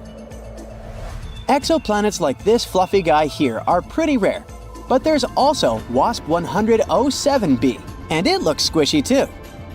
This one kicks back 200 light-years from us, and it chose the constellation of Virgo as its official residence. From some perspective, you might say that this planet is a copycat of Earth. It has helium, and its atmosphere contains sulfur dioxide. There's some resemblance for sure, but WASP 100-07b has the density of a marshmallow. It means we can snoop through its atmosphere easier than we could with a heavyweight like Jupiter. Scientists were beyond surprised when they peered through their super space goggles, the James Webb Space Telescope's MIRI-cam. They spotted clouds made of the stuff that builds beaches, silicate, or as you might know it, sand. Imagine sandcastles in the sky. Those sound clouds are way up there in the penthouse suite of WASP 100-07b's atmosphere, where the thermostat reads a breezy 932 degrees Fahrenheit. Normally, you'd need 1,832 degrees Fahrenheit to cook up this kind of cloud, so scientists are scratching their heads. How did those grainy puffs get all the way up there? Turns out, WASP 100-07b might be running its own sandy water cycle, but with scorching silicates instead of H2O. Silicate particles get whooshed up from the sizzling lower levels by some sort of cosmic elevator, and then they cool off, party together as clouds, and sprinkle down a silicate drizzle. Nobody's packing sunscreen for this kind of sandstorm, though. Now look at this Kepler planet family located in the Kepler 51 star system. This cosmic three-pack hangs around 2,400 light-years away, looking huge but having the same density as your favorite snack. And it's cotton candy yet again. Scientists have been digging into what these space treats are made of. They now believe these puffball planets are big hydrogen-helium gas balloons with a generous smearing of methane haze. It also turns out these planets might be going through a cosmic downsize. Now, let's talk about a planet called Mascara 5b. Nope, it doesn't look like one of those cosmetic tubes from your mom's drawer. Scientists say it's one of the hottest planets ever discovered. They call it an ultra-hot Jupiter, showing off its impressive size, almost twice as big as our very own Jupiter. The dayside temperature is around a scorching 4,892 degrees Fahrenheit, while the night side hits 4,172 degrees Fahrenheit. No chance for any sort of life to survive out there. Actually, it's the second hottest nightside temperature ever recorded. To put it in perspective, the temperature of molten lava sits between 1,292 degrees Fahrenheit and 2,282 degrees Fahrenheit. So, the planet is a whole lot hotter than this scorching liquid rock. Its temperatures even surpass the melting point of most metals, which is around 3,632 degrees Fahrenheit. Scientists mention that the insane heat on this planet is comparable to the exhaust of a rocket engine. Back in 2005, one famous star called... Wait, is that a name or a phone number? Whatever. So, turns out this star has a hot sister, and they have very similar names. This hot sister has B at the end. Well, this place looks like something from a sci-fi movie as it rocks a mesmerizing blue marble vibe, according to NASA. Such an appearance results from an atmosphere packed with hazy clouds laced with glass. The rain on this planet is glass-filled precipitation that likes to fall sideways, thanks to fierce winds blowing at a speed of 5,400 miles per hour. And yeah, it's the hot sister for a reason. Scientists have measured the daytime temperatures in this nightmarish world. It's around 1,700 degrees Fahrenheit. So when it rains on this planet, it's more like molten glass pouring down instead of your typical waterworks. You may not know it, but space is swarming with WASPs. I'm talking about planets called WASP. Meet WASP 76b. This sizzling hot Jupiter-like planet is so out of this world, it rains iron at night there. The daytime side is no less of a fiery nightmare. The temperature there is about 4,300 degrees Fahrenheit. WASP 76b may be slightly smaller than Jupiter, but don't underestimate its grandeur. This fireball is located 640 light-years away from Earth. And its terrifying climate is the result of one seriously extreme orbit. You see, these gas giants are fittingly known as hot Jupiters. They like to keep it hot, so they orbit way too close to their scorching host stars.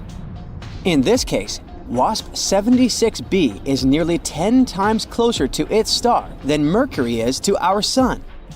That's way too close for comfort, leaving this rebellious planet tidally locked to the star. So, while one side basks in eternal light, the other is trapped in perpetual darkness.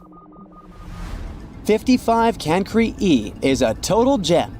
It's the raddest super-Earth ever spotted.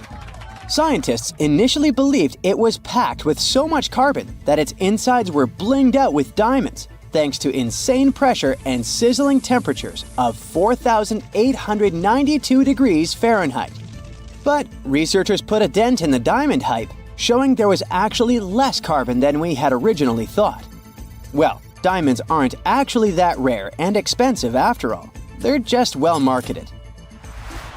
The last destination for today is GJ 1214b, located 40 light-years away from Earth. This planet is like a supersized Earth, almost 3 times bigger in diameter and a whopping 7 times heavier. It orbits around its red dwarf star faster than you can finish a pizza, finishing a complete loop every 38 hours.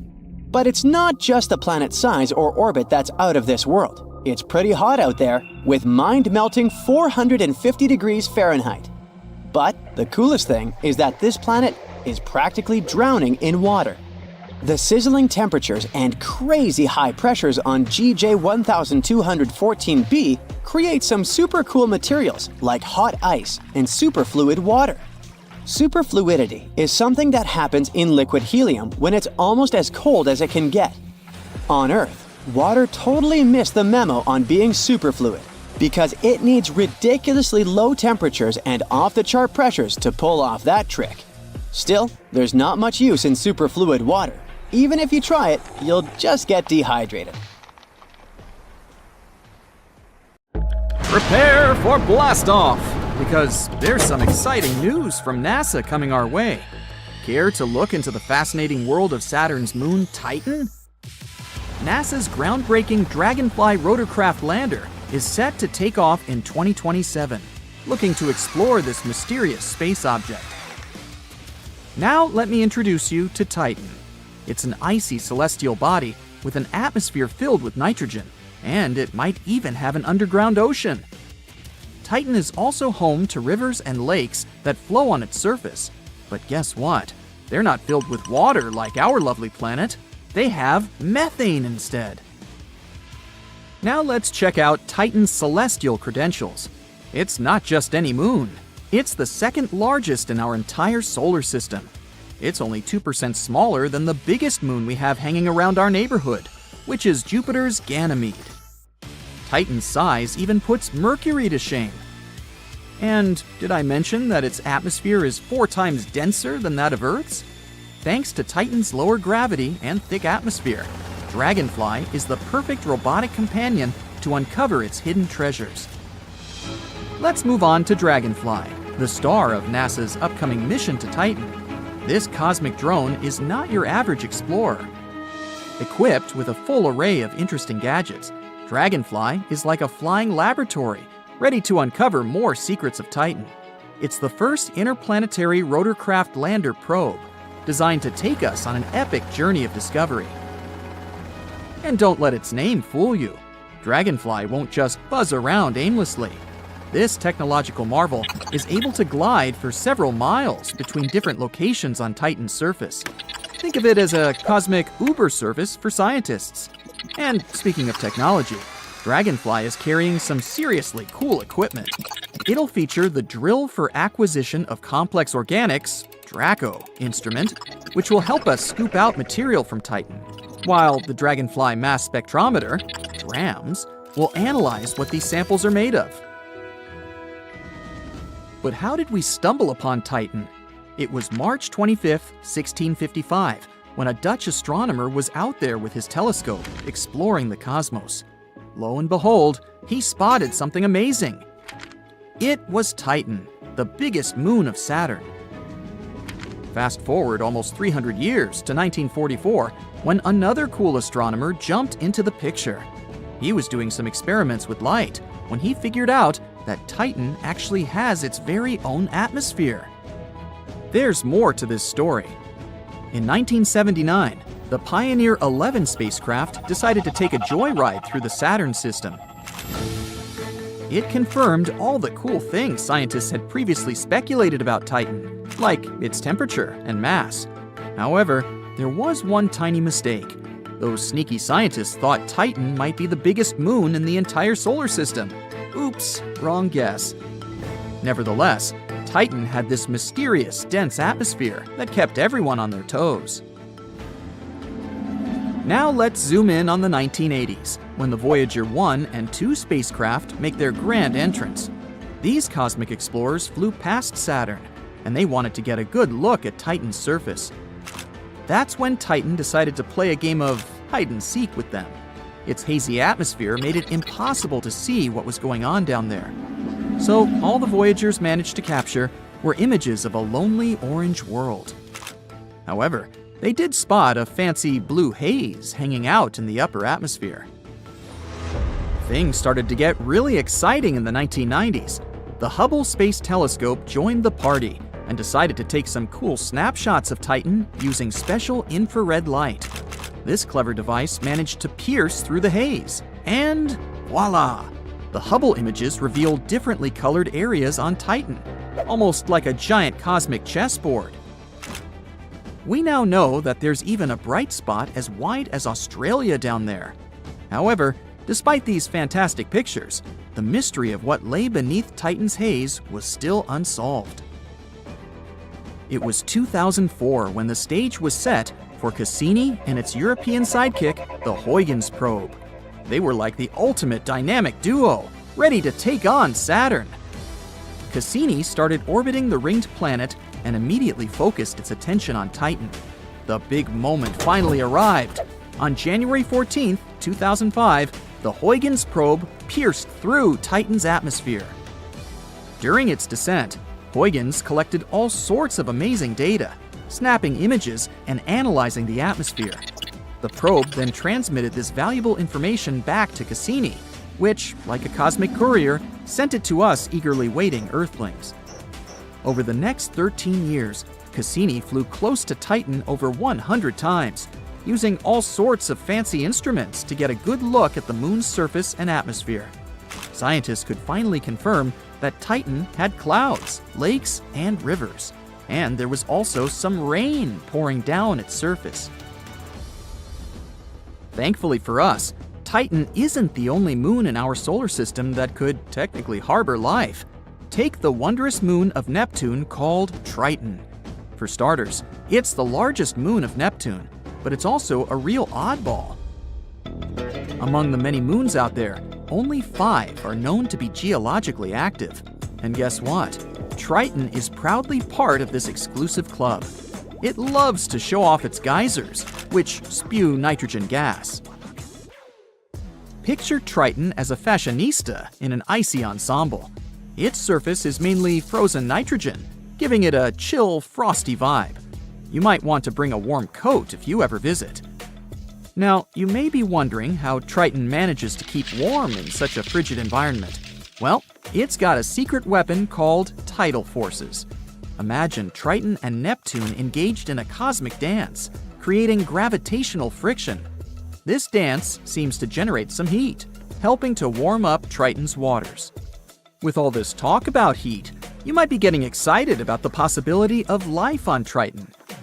However, finding life on this moon is about as likely as finding a unicorn riding a skateboard.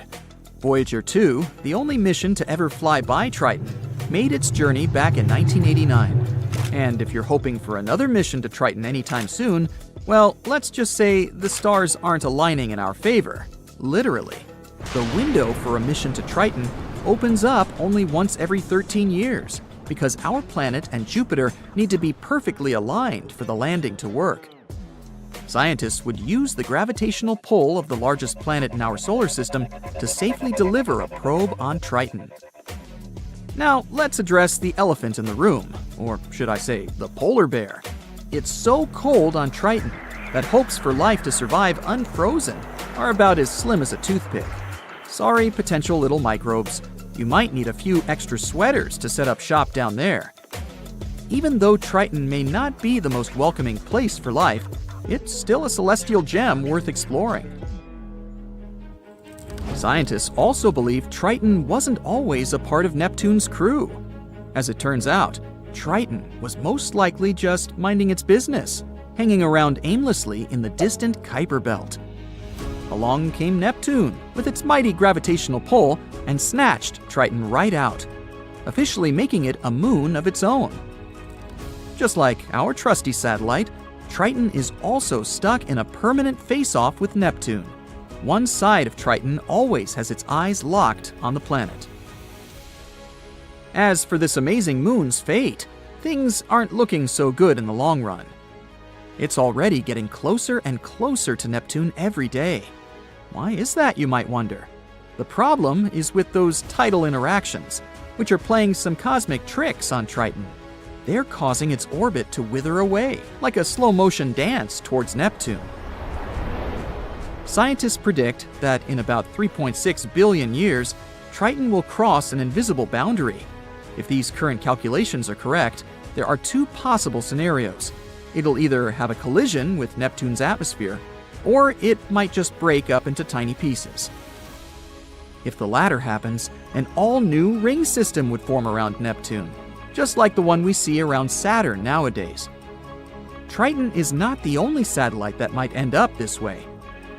Phobos, one of the Martian